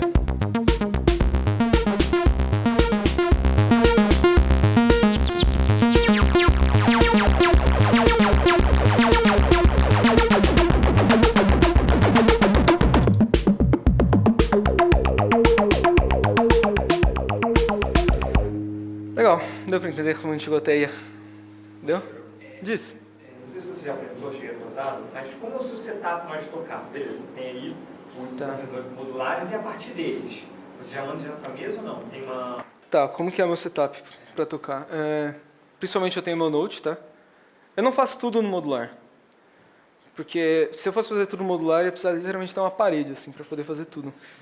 E até porque ia ser chato pra caramba. Tanto que você vê, geralmente quando tem a apresentação que o cara é só modular, é a apresentação de 10, 15 minutos, 20 minutos. Porque é algo difícil, é fácil de você montar algo complexo, mas é muito difícil de você ir desse algo complexo para outro algo complexo sem tirar tudo e ligar tudo de novo. Então, não dá. Então, eu tenho o meu Note. O modular é ligado via USB, que é esse módulo aqui que eu tenho aqui, que eu mando o clock do computador para cá. Então, eu rodo o sequenciador tudo sincronizado pelo USB. E sai do meu modular, vai para a interface. Tá? No meu caso, eu rodo 4 vozes diferentes nesse mesmo sistema. E cada voz vai para uma entrada diferente da interface. E daí eu tenho... Vocês já viram o que é um monome? Monome é um controlador. Ele é um controlador pequenininho, que eles são 84 botões. Então, é um grid de 8x8. É igual ao Launchpad. Provavelmente a galera já viu o Launchpad, porque o Launchpad... o Launchpad foi inspirado no monome. E eu tenho esse monome, só que ele não tem função nenhuma, o monome. Então você meio que tem que fazer a função dele. E daí eu fiz um scriptzinho que eu tenho lá, que eu posso mutar as quatro vozes. Então tem uma voz que geralmente é algo, um S de line, assim, né, algo mais ou menos nessa linha. Eu tenho uma voz percussiva, um hi-hat e uma outra voz também melódica. Daí tem essa parte modular, daí tem o push também, push 2, que eu uso da Ableton. E um iPad, um monome e um Launch Control XL da Novation. Então é bastante complexo. Então, no push eu uso. Que o push tem o módulo de escala dele, que é uma tabela harmônica. Né? Daí você tem todas as notas de escala ali. É melhor do que... Porque eu já tenho ele, né? Porque se eu fosse levar teclado seria mais uma coisa e já é muita coisa que eu levo. Então, eu prefiro usar disso. Como professor, eu vejo uma demanda muito grande dos alunos por efeitos. Tá. Efeitos, até mesmo quando não se trata de efeitos nativos do DAW, um sintetizador que tenha bastante efeito, como Silent One, todo mundo. Tá. E eu não entendia muito a respeito, e agora eu vejo que você tem um módulo específico de filtro. Mas existem módulos similares a Chorus ou Nada? Tem tudo. Tem tudo. Tá, legal. Mas é comum a utilização deles ou não? Tá. Como você vê isso? Você acha necessário ou você gosta de, com os módulos que você tem atualmente nesse case ou no outro case, chegar no timbre e essa é a beleza do som que você faz? Como que é? Então, esse kick que você faz, você não processa ele, você não comprime ele e tal. Então, e aí, como que você vê isso? Tudo depende de duas coisas. O tamanho da sua case e sua conta bancária. Porque o que te limita é isso. Você pode fazer tudo aqui. Eu conheço cara, por exemplo, o Cyrus Rex, mesmo o Sonic Mayhem, que é amigo meu, de Los Angeles, eles têm sistemas gigantes, que você tem você tem tudo, você tem core, você tem delays, você tem compressores, tudo tem módulos específicos para isso, que daí você pode comprar e, por exemplo, se eu quero processar isso aqui por um compressor, eu passo pelo módulo de compressor, só que você precisa de uma case gigante, que você precisa ter todos esses tipos de módulos, e você precisa de muito dinheiro também, porque sai caro essa brincadeira. Porque o Colin Benders não corta o cabelo, né? Ele só gasta com modular. Diz. Uma dúvida, mas não é tudo moderação de som.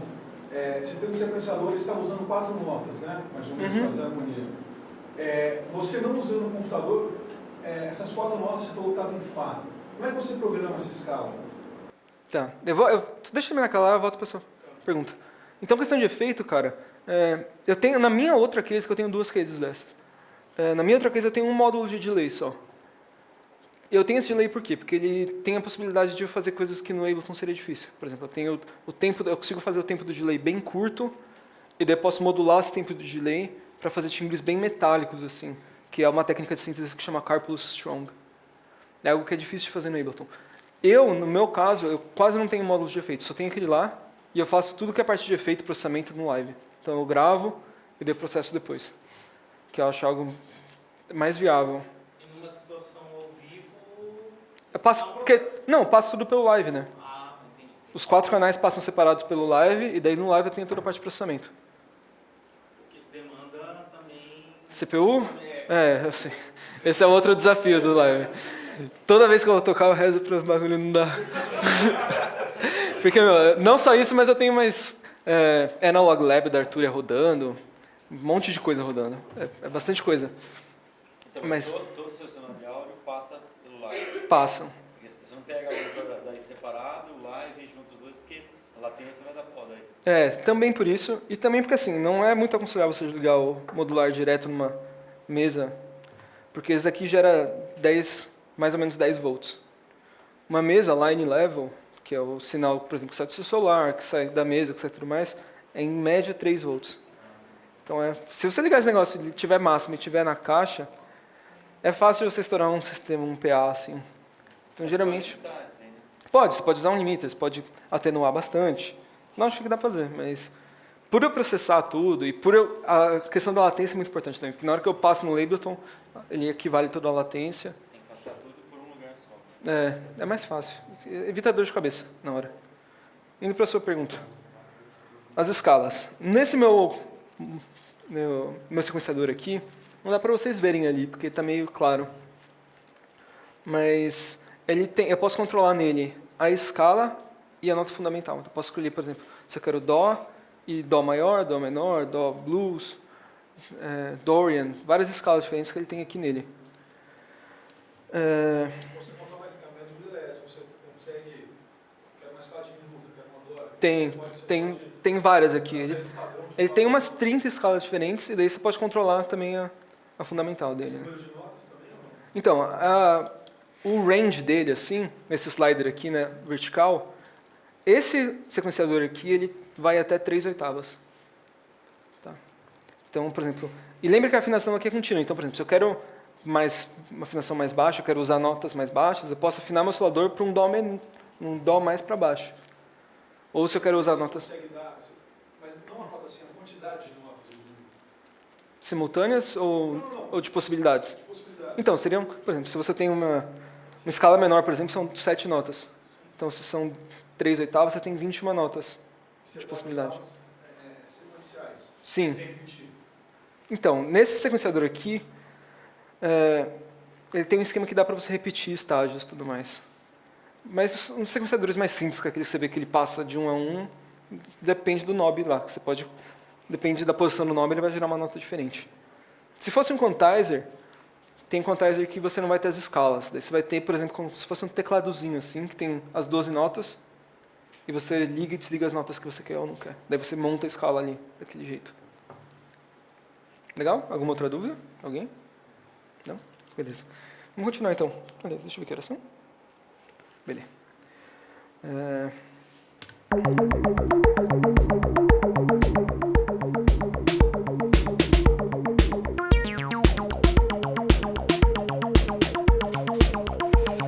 Legal.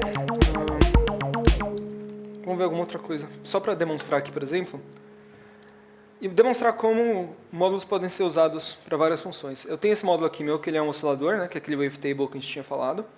Só que eu vou fazer, eu vou mudar a frequência dele para a frequência dele ser bem baixa. E por a frequência dele ser baixa, eu posso usar ele agora como um LFO. Então, por exemplo, eu vou usar ele, ao invés de usar um envelope aqui no filtro, eu vou usar ele para controlar o filtro. Então, eu estou usando um oscilador para controlar o filtro.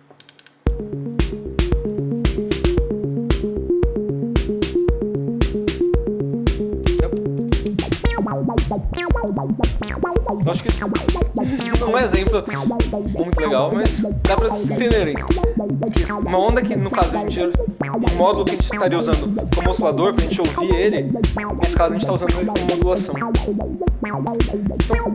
é uma dica para quem quer entrar nesse negócio, procurem módulos que você possa usar de várias maneiras diferentes. Então, por exemplo, a gente tem aqui embaixo, dá para ver mais ou menos, esse é o Maths, da Make Noise. Esse é um dos módulos mais famosos assim, em Eurohack. Por que ele é famoso? Porque ele pode ser usado como gerador de 2 envelopes, um mixer de 4 canais, 2 slus, ele pode ser usado como oscilador, ele pode ser usado como gate delay. Ele tem milhões de funções. Naquela ideia que a gente tinha falado do Surge, de Patch Programmability, de ser um módulo tão básico que você consegue usar ele de 300 jeitos diferentes, é a mesma coisa no Maths. Você tem funções básicas que você pode, dependendo de como você liga ela, você tem funções diferentes. Para quem está começando, eu acho muito legal procurar módulos assim, que você consegue ter uma case menor número de módulos e ter mais funções.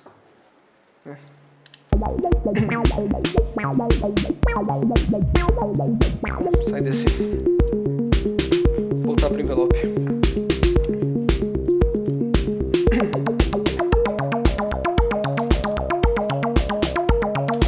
Então, beleza. Esse é um patchzinho que deu pra gente ver. Vamos testar outra coisa. Você mesmo dá manutenção dos módulos, porque esse tira e coloca cabo, deve ter um desgaste. Eu sei soldar, mas eu não sou muito bom nessas coisas, não. Mas há um desgaste, certo? Há um desgaste, mas não é algo tão rápido assim.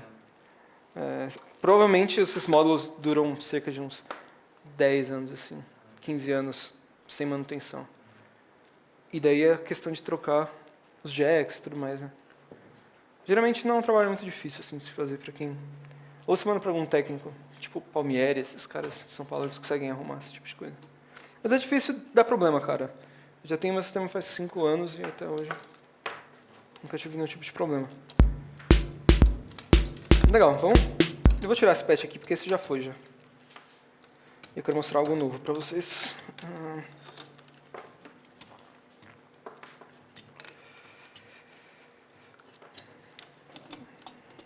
Então vamos ver, por exemplo, como que a gente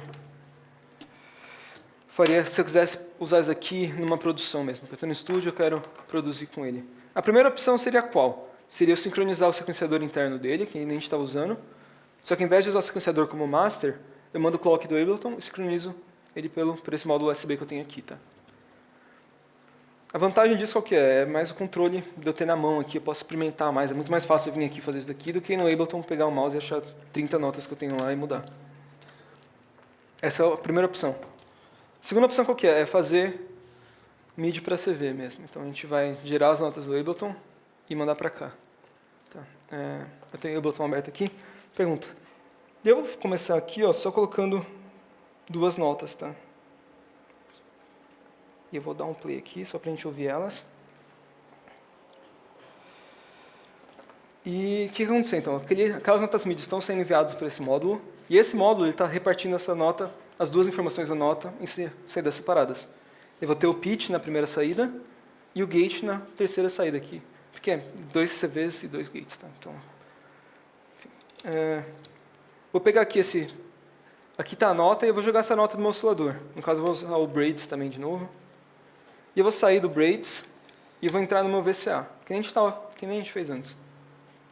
A gente já percebe que a nota já está vindo. Se eu voltar aqui no Live e eu posso tocar por aqui também. Então, vamos fazer. Só vou baixar aqui para a gente perder a sanidade.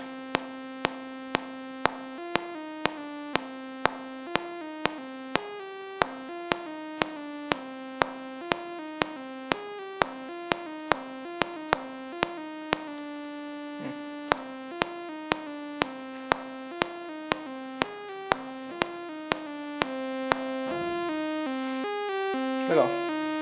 E aqui a gente vai fazer aquele mesmo esquema que a gente fez antes, que a nota aqui está contínua. O que eu vou fazer então? Vou pegar um gate, saindo aqui do meu módulo de MIDI para CV, jogo no meu envelope.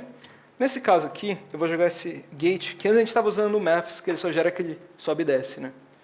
Eu vou jogar ele num ADSR mesmo, que é um envelope de verdade, que são de 4 estágios, que a gente vai ter o controle da duração da nota. E eu vou tirar aqui a saída desse envelope e vou jogar no meu VCA. E agora a gente tem as notas certinhas, que nem está no Ableton. Se eu parar aqui, ó, eu posso fazer desde uma onda curtinha até uma onda longa. Então esse é um jeito que a gente pode usar no live. No caso aqui, do jeito que eu estou fazendo é o seguinte, eu tenho uma track MIDI que está mandando o MIDI para o modular, e eu tenho uma track de áudio que está recebendo o áudio de volta do modular para a minha interface. Se a gente quisesse, por exemplo, se fosse uma situação de verdade aqui, eu não faria desse jeito. Eu usaria somente uma track e eu ia usar um external instrument do live. Tá? Que é esse device aqui do live, o que eu posso fazer com ele? Eu posso mandar MIDI dele e receber sinal de volta da minha interface, num negocinho só. Qual que é a vantagem disso daqui? Posso pegar esse clip MIDI que eu fiz aqui e eu posso dar um freeze nele. Vamos esperar ele fazer. Então o que ele vai fazendo aqui? Ele vai pegar esse clipezinho e ele já vai salvar o áudio nele. O que é legal disso? Assim você já pode continuar fazendo outra coisa. Exatamente, eu posso pegar agora e já tirar esses cabos aqui e gravar outra coisa. Essa que é a vantagem. E, por exemplo, se você quisesse usar o modular num live, se você quisesse tocar o modular sem sequenciar ele, tocar com teclado, esse provavelmente seria o jeito mais fácil, que eu posso mandar o MIDI para o modular, volta aqui para cá, daí eu posso mandar. Por exemplo, se eu quiser mandar para um delay, por exemplo, eu já posso mandar para um send.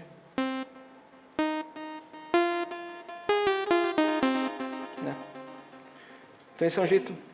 Tem módulos de teclado para encaixar aí? Tem. Ah, tá. Tem. É bem mais fácil. Tem alguns módulos que eles são caros, geralmente. Não vale a pena. São uns $600, geralmente, em média. Porque geralmente não são teclas de verdade, eles são aqueles touch strips, manja? Ele é meio que touch, assim. É um pedacinho de metal que na hora que você encosta ele...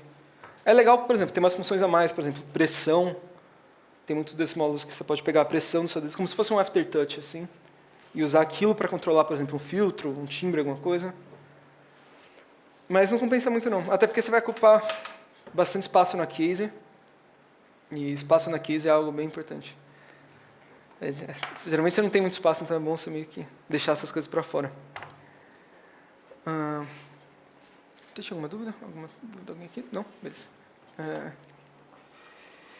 Então esse é outro jeito que a gente tem de fazer as coisas.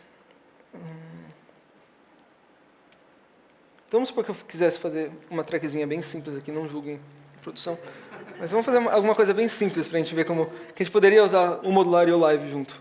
Então aqui eu vou dar um freeze de novo nessa track.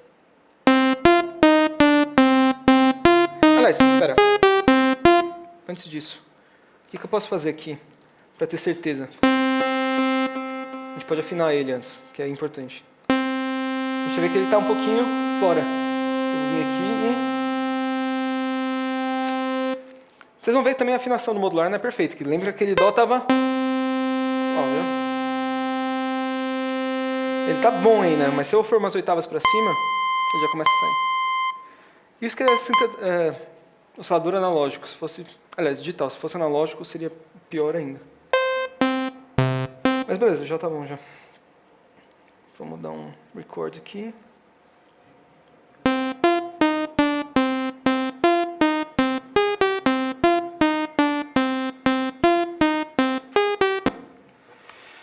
Legal. Então aqui a gente tem já essa melodiazinha simples. Eu vou duplicar o canal só. Tirar o freeze. Pra gente poder usar outra coisa agora. Então vamos pegar outro timbre aqui. Eu vou usar esse fold. Eu não vou mudar dele não. E o que eu vou fazer? Eu vou fazer aquele mesmo esquema que eu tinha feito antes. Que eu vou pegar o gate dele e eu vou duplicar o gate. Para usar um segundo envelope. Que eu quero usar esse segundo envelope para controlar o timbre do oscilador.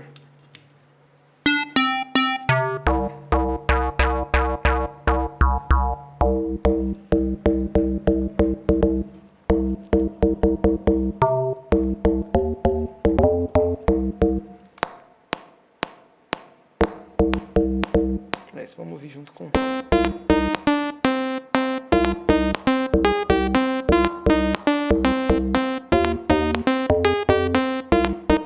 Nossa, tá bem brega isso, né? É uma demo técnica. Vamos dar um quantize em tudo aqui e dar um freeze.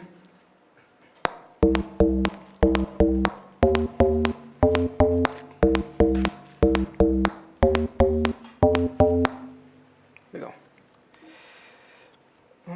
Então aqui já tem as duas coisas rodando já. Qual que é outro jeito então que a gente pode fazer para usar aqui o modular? Seria sincronizar ele, né? Então vamos fazer isso. Vou tirar todos os cabos aqui. Essa é a vida. Deixa eu pensar o que a gente pode fazer. Seguinte, vamos fazer algo diferente, tá? Eu poderia mandar a MIDI clock do meu Ableton para cá e tirar um clock aqui direto. Mas isso seria óbvio. Isso provavelmente você já consegue imaginar que isso deve rodar legal. Mas eu vou fazer diferente. Vou tirar a saída de gate daqui e vou usar essa saída de gate como clock para o meu sequenciador. Tá?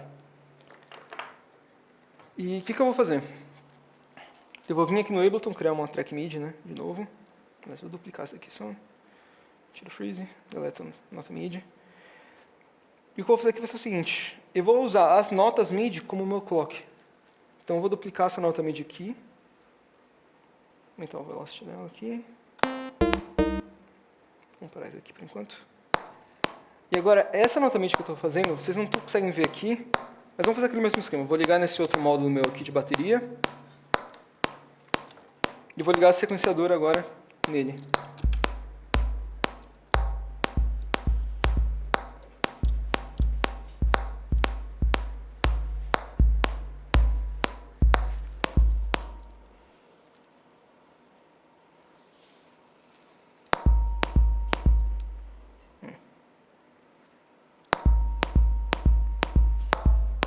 Esse é um grande problema no modular, que é a latência. Isso não vai dar muito certo. Por que não vai dar muito certo? Porque se a gente for usar esse sequenciador aqui, sincronizado aqui no MIDI, a gente vai acabar tendo uma latência grande e não vai ficar legal na hora que a gente for fazer performance aqui. Daria para compensar a latência, mas a gente vai perder muito tempo, então eu vou fazer o seguinte. Tiro o gate aqui, jogo o gate direto nesse kick. Vamos gravar ele aqui direto primeiro. E, aliás, vamos fazer diferente. Uma técnica que eu uso bastante, que é o quê? Eu só gravo o áudio do modular. Então eu vou usar uma track de áudio aqui mesmo. Vou tirar o metrônomo.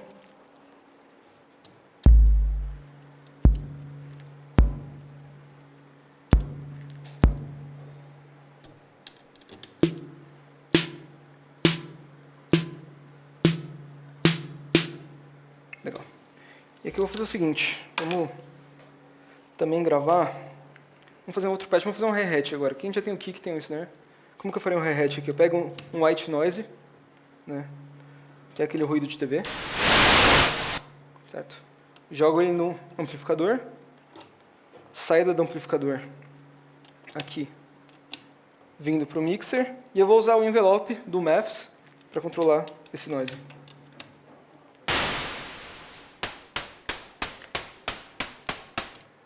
E o que a gente pode fazer? Posso usar também o trigger. Não vamos usar o trigger do MIDI, não. Vamos fazer na mão mesmo.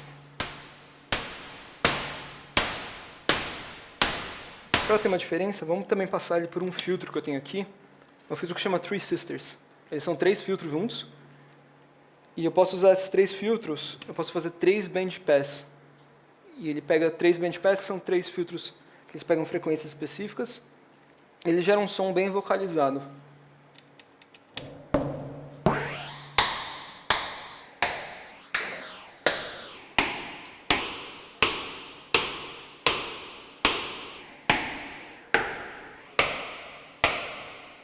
Legal. Tá bom, já é isso. Então o que eu faço? Geralmente uma técnica que eu uso bastante é pegar isso, jogar essa gravação que eu fiz e eu jogo no Drum Hack. E daí eu posso vir aqui e pegar o que eu quero só. Aliás, um jeito mais simples de fazer isso seria o seguinte. A gente pega isso aqui, joga uma track MIDI e dá um slice no live.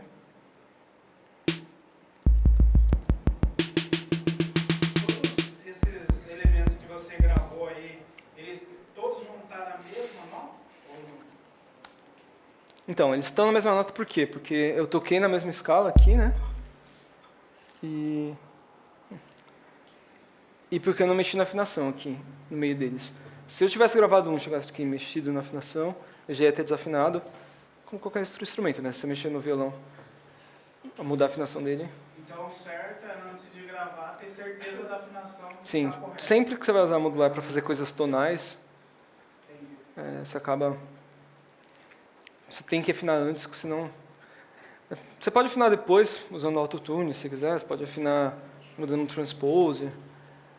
Mas, enfim. Aliás, vamos fazer a mesma coisa aqui que eu não fiz. Então, a gente tem as peças da bateria aqui, né? E eu vou montar um groovezinho aqui rapidinho.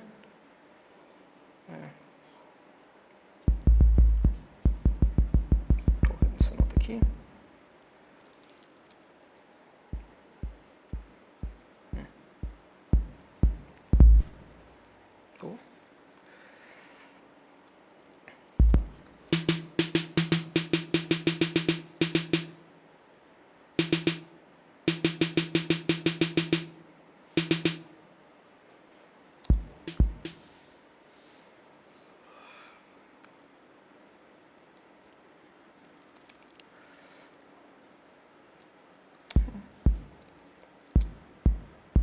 Aí deve ter monofônico. Tá legal. Outro jeito que a gente pode também usar o modular é o quê? Ao invés de você gravar as notas MIDI ou tocar aqui pelo sequenciador, é você fazer um patch, né, um timbre, e gravar uma nota do modular. E daí você joga essa nota no sampler e usa dessa forma, né? Então vamos fazer isso daqui rapidinho, só para vocês verem como funcionaria. Vamos supor que eu tenho aqui essa...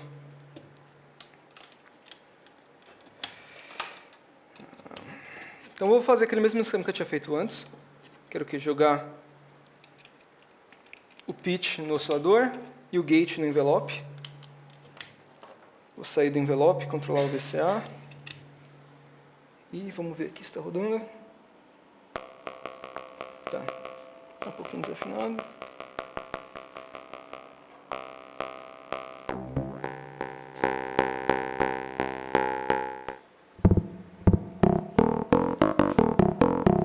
Como eu sei que essa nota era um dó, que a gente tinha afinado antes, tal, eu não preciso fazer mais nada. Se eu tivesse gravado outra nota, daí eu teria que vir aqui e dar um transpose nela para ajustar e ser a mesma nota daí. Legal dizer que é o quê? Que eu posso agora pegar e...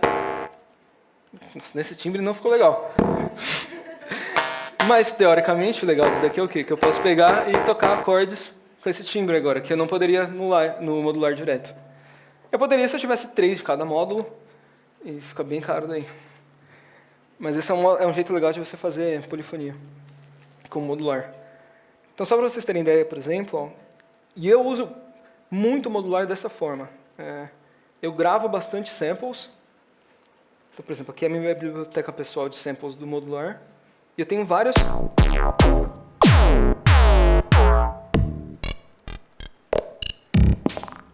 samples que eu gravei durante os anos que eu tenho modular. Desde kicks até... Eu fui fazendo isso, eu vou gravando, às vezes você está brincando, e fala, meu, eu vou gravar, abre o Ableton, grava... Desculpa?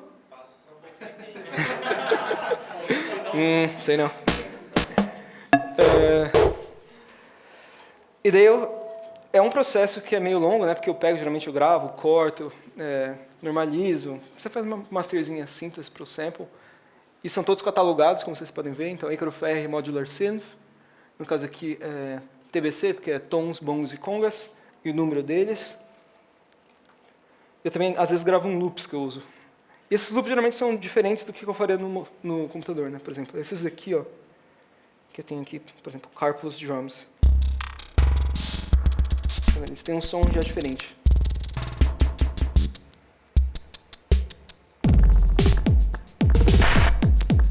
Ou, por exemplo, alguns loops que eu uso com tipo fundo de techno, assim.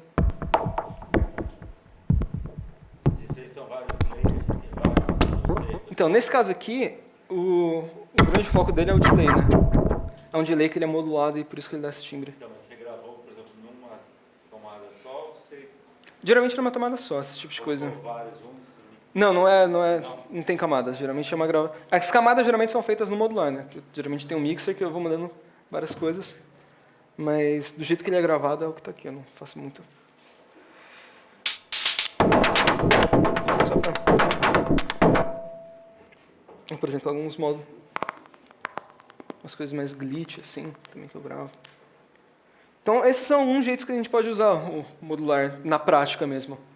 Que é ou sincronizando, ou usando ele de forma interna, usando o sequenciador dele aqui, ou a gente sincroniza o sequenciador que você tem aqui no live, ou você manda MIDI para ele aqui, e você gera as notas MIDI pelo live, ou você pode gravar as peças separadas no live e usar o Simpler, por exemplo, para marcar onde que são essas peças e usar essas peças dessa forma. Ou você pode fazer uma biblioteca de samples e usá-las depois. Por exemplo, quem faz muito esse esquema de fazer uma biblioteca é o Noisia. Você pega os vídeos de produções deles. Conhece? Fã deles. Ah, então, esses caras são bons mesmo. Então, os caras fazem isso, cara. Você vê os vídeos de, tipo, na Future Music deles e tal. Metade do tempo deles, eles produzem bastante conteúdo, samples, grava, deixa tudo guardado, e daí, em outro momento, eles vão e vê o que eles têm gravados e pegam aquilo e montam uma música a partir dos samples que eles já tinham. Que é muito melhor que... Eu vou ser sincero, é muito difícil você chegar no estúdio e você vai falar, putz, vou fazer uma música agora. Daí você chega aqui e você chega e tira tudo e você vê tudo assim, né? E daí, de você sair disso daqui até algo gravado, é muito tempo e é um exercício mental muito grande, às vezes. Por mais que, por exemplo, eu sei bastante técnica aqui, mas é muito raro que eu abro o Ableton, eu monto a coisa, depois eu gravo e eu continuo na mesma técnica. Porque é um processo muito longo. Por isso que eu prefiro, muitas vezes, pegar aqui, gravar, eu faço coisas legais, gravo tudo em 24:48, para ter certeza que a qualidade está legal. E eu tenho um esquema de organização que eu sempre gravo. Se vocês olharem aqui, ó, por exemplo, vamos aqui em Modular Synths, eu tenho gravações, por exemplo, aleatórias. Eu tenho esse Acid Wave Folder. É uma gravação que eu tenho. Essa não é tão... Essa é uma gravação que eu tenho. E se a gente olhar aqui, ó, eu tenho um esquema bem rígido de nomear as coisas, que é o BPM, sempre com a escala que está. Então, no caso, está em Fá menor aí. E depois, quando eu estou produzindo, eu falo, deixa eu dar uma olhada aqui que eu tenho aqui de sample gravado, e daí eu pego isso e eu trago de volta. Eu acho um jeito muito mais sensato de você usar isso, e mais prático também. A taxa de bit é pelo Ableton? Desculpa? Assim, não sei se estou perguntando certo, mas... Não, tudo bem. O modular, a qualidade dele vai ser gravada pelo Ableton? Sim, o que determina a qualidade vai ser no Ableton, então. E sua interface também, depende do sample rate que você está rodando na sessão, se é em 44, 100, ou 48, 96, ou 192. Depende do que você está rodando no Ableton. Se você... No final das contas, você vai jogar para dentro, você está tirando de forma lógica, né? Você não está transferindo informação digital. AD. Né? Você está via o canal de áudio. ele está mandando por AD. Gravando, literalmente. Ele está gravando o áudio, como se fosse gravar qualquer outro instrumento. Microfone, né? Exatamente. Mesma coisa. Exatamente. É exatamente a mesma coisa. Por isso que eu não gravo muita coisa assim. Eu geralmente gravo 48. Porque eu não mexo muito depois que está gravado. Geralmente eu gravo no BPM, eu pego aquilo lá, eu não uso muito transpose, não uso muita coisa assim. Então não tem muita diferença. Se você pretende, por exemplo, fazer aquele esquema de gravar, que nem está aqui, né, que tem uma nota só que você vai gravar e usar ela em vários pitches diferentes, é bom você gravar isso em qualidade melhor, 96 ou 192, que daí ele te dá, você tem mais samples para usar para fazer essa transposição, né, para outras notas. Sobre essa questão de afinação, né, de transpor a nota, por exemplo, aí no modular, sintetizador, você tem o controle, né, de trocar a nota lá, né, afinando. No sample, porque assim, eu já peguei um sample ruim, e às vezes eu alterava o pitch dela e ficava torcido. Fica ruim, sempre fica ruim. Cara, o que eu... Na verdade, assim, esse exemplo que eu fiz aqui, ele é um exemplo simples. É um processo rápido que você fala, eu quero tocar Dó, eu quero fazer C3 e D3, né, que são duas notas perto. Você não vai ter muito problema com isso. Mas se você quer fazer desde, por exemplo, C-1 até C7, tipo um range grande assim, não é legal você fazer isso. O que você faz daí? Daí você pega o processo certo qual que é? Você gravar nota por nota. Daí você grava nota, você grava... Igual no contract, né? Exatamente. Quando você vai fazer uma biblioteca de áudio mesmo, de verdade, você tem que gravar nota por nota. Então, o problema é por causa disso, que ele não consegue... Porque o que acontece? Para você transpor, ou você precisa acelerar o sample, então quanto mais agudo ele fica, mais curto ele fica, ou você tem que usar alguma técnica de stretching, né, de áudio elástico, para você segurar o mesmo tamanho, só que mudar o pitch. Esse áudio elástico, que é o que tem no Ableton, você sempre tem uma perca de qualidade. Não tem como. Tem alguns algoritmos diferentes que às vezes você pode melhorar, né? Por exemplo, você pode usar o Complex Pro no Ableton, que é excelente para esse tipo de coisa, mas sempre tem uma perca. O que era legal, o que eu usava muito antes, não existe mais, infelizmente, era um programa que chamava Autosampler. Que ele é um programa que eu fazia. Ele mandava MIDI para o seu sintetizador e ele gravava o áudio. Só que ele gravava nota por nota e ele mesmo já pegava as notas, gravava, nomeava todas certinhas e ele já gerava um patch do Contact. Esse negócio era sensacional, Por que não existe mais? Porque essa empresa chamava Radmatica e ela foi comprada pela Apple. E hoje em dia existe uma função similar, bem simples hoje em dia, no Logic. A galera que usa Logic tem essa função. Mas enfim, vocês não têm um live. Não. Tem a partir do, acho que Logic 10 ponto alguma coisa que teve. Só bem recente. Bem recente. Que, a compra aconteceu foi em 2012, eu acho. Na época, eu fiquei com tanta raiva que eu tinha comprado esse software fazia uns 3 meses, assim. E ele funcionava bem até o High Sierra. Aliás, até o Sierra. Antes, daí, quando chegou no Sierra, que já não tinha sido desenvolvido desde 2011, né? Daí ele parou de funcionar e a gente perdeu esse grande software. Saudades. Mas, então, era isso que eu fazia antes. Por exemplo, se eu pegar aqui para vocês verem, eu tinha feito, e quem tiver Ableton pode baixar isso de graça. É só entrar no spectralaudio.com, no meu site, e eu tenho um pacote que chama Wired Bass, que é alguns instrumentos que eu fiz para Ableton, né, que são um instrument rack, que são gravados nota por nota, usando esse software. Então aqui eu posso ir. Ele não tem toda a escala assim, porque seria muito grave, muito agudo, mas você tem ele tem um range bom e ele soa natural porque ele foi gravado nota por nota. A gente tem um filtro digital aqui. Mas... então esse seria o esquema de você gravar certo. E é por isso que às vezes... Se você for gravar um negocinho ou outro só para você usar 2 notinhas, faz aquele esquema, mas se não, nota por nota. Ou o que você pode fazer é gravar oitava por oitava, né? Você grava o Dó numa oitava, o Dó na próxima oitava, e daí você interpola entre esses Dós. O próprio Nexus trabalha assim. Então, Oitava, né? eu não sei como o Nexus funciona, porque o Nexus é um Rompler, né? É um pouco mais complexo, porque não é só um sampler normal.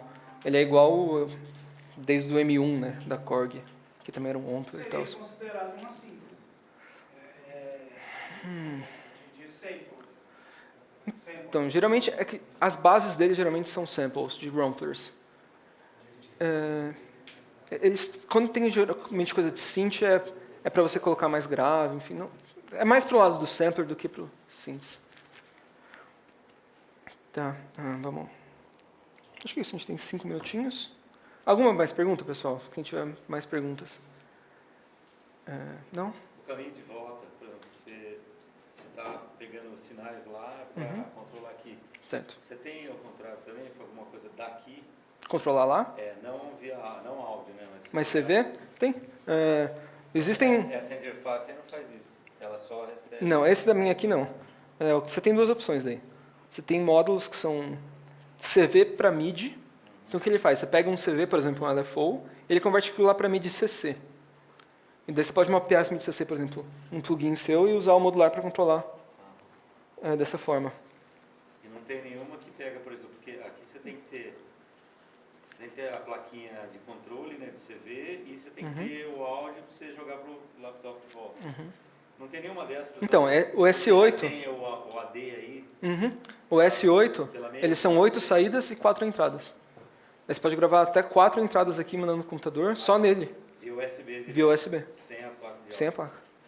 E é legal porque esse módulo ele já converte aqueles 10 volts para os 3 volts, certinho. Então, por exemplo, se eu jogo isso aqui na minha interface, eu tenho que atenuar tudo, ter certeza que não vai clipar, porque é muito fácil clipar. Nesse módulo não, você só liga nele e esquece que ele vai qualidade bem legal para o computador. Só que ele é carinho, né? Não tinha falado. Mas é um módulo bem legal. É S8 da Expert Sleepers. Mas é isso, deixa eu só mostrar algumas outras coisas que a gente tem aqui, por exemplo. O Maps que eu estava usando como envelope, que nem falei, ó, eu posso usar ele como... Tá. Deixa eu baixar aqui para vocês não levarem susto. O que eu estava falando, esse módulo aqui é o módulo que a gente usou como envelope, que agora a gente pode usar como oscilador. Muitas coisas modulares assim. Um filtro, se eu pegar um filtro e aumentar a ressonância dele no máximo, eu posso usar ele como oscilador. Por exemplo, esse outro filtro aqui que eu tenho, que são os 3 filtros, se eu aumentar a ressonância nele, ele faz até um acorde. Porque eu tenho a separação entre essas 3 notas.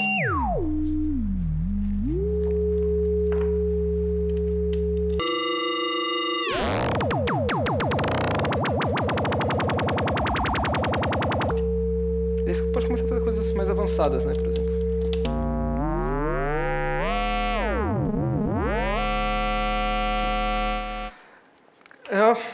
Quem tiver interesse nisso aqui, eu conheço, a minha dica final, assim, é a mesma dica que eu falo para muito produtor que eu conheço. Pessoal já bem estabelecido no mercado, tem muita gente que tem muita grana e que não se importa de comprar já um sistema pronto, assim. Eu sempre aconselho 2 coisas. Começa pequeno, começa com poucos módulos, porque, como vocês viram, o mesmo módulo pode ser usado para várias coisas. E é muito importante você aprender todas as coisas que esse módulo pode fazer. Não aprender só o básico. O oscilador não é só um oscilador, ele pode ser um clock, ele pode ser uma modulação, ele pode ser várias coisas. Então, pegar poucos módulos e aprende com eles, tenta tirar o máximo que você consegue deles. E tirar o máximo assim, desde você usar ele para aquilo, até você gravar um áudio dele no live, você processa ele. Dá para você fazer muita coisa. E outra coisa assim, isso aqui é como se fosse um instrumento, né? Ninguém aprende a tocar violão de um dia para o outro. E a mesma coisa que você tem técnicas básicas, que é filtro, oscilador, filtro VCA, VCA mixer e tal. Mas sempre dá para fazer coisa a mais. Sempre tem milhares de coisas que dá para você explorar. Por exemplo, só um último exemplo aqui para a gente ver. Eu tenho esse filtro aqui, que são 3 filtros que a gente tinha falado, né? E eu tenho um módulo aqui que ele gera gates, só gates, mais nada. Só que ele gera gates em divisões de tempo diferentes. Então, por exemplo, tem um que ele gera um tempo, por exemplo, ele gera um compasso. Uma saída, ele gera um trigger por compasso. Na outra saída, ele gera 2 triggers, 4 triggers, 8 triggers, 16 triggers. Então, eu tenho várias divisões rítmicas desse mesmo tempo. E eu posso pegar essas saídas, eu posso jogar direto na entrada do filtro. Eu não vou usar o oscilador, eu vou jogar o trigger direto no filtro. O que vai acontecer?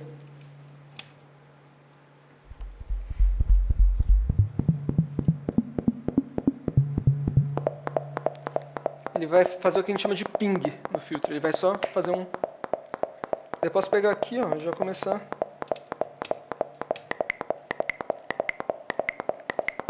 Vamos desacelerar um pouco isso aqui.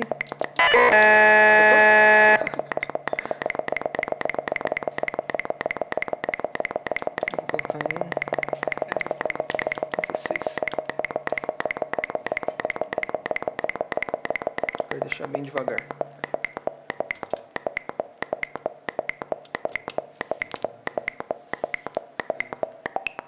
Por exemplo, aqui já é um outro timbre que eu tenho, sem os osciladores. Eu só estou usando um gerador de gate, que está trigando o meu filtro, e a gente está ouvindo ele. Não estou usando nenhum amplificador nem nada.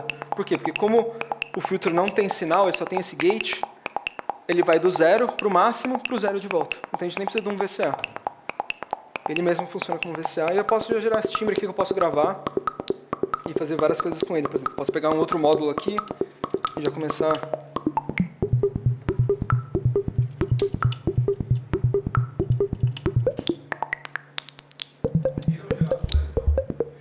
Então, o filtro funciona como gerador por quê? Porque ele entra em ressonância, em autorressonância que a gente chama. Que é o quê? O feedback dele que gera esse sinal da gente. Então a gente tem um modificador que acaba sendo usado como gerador. Enfim, a lição é essa. Dá para fazer muita coisa e leva muito tempo para aprender, mas é muito legal. E na hora que você entende isso aqui, na hora que você volta num plugin, num VST, é muito mais fácil. Tipo, só você fazendo aí, já veio várias ideias na cabeça. E é muito legal você pegar as técnicas que você aprende aqui e tenta usá-las nos plugins. Lógico que o plugin geralmente tem muito mais limitação, mas é algo que, na hora que você aprende, que isso aqui é a síntese da forma mais crua que existe, né? Na hora que você entende isso aqui, você pega um Massive, um Nexus, um Silent One, o Serum, qualquer um desses, fica bem mais fácil. Beleza? Isso aí. Acho que tá. Obrigado, pessoal.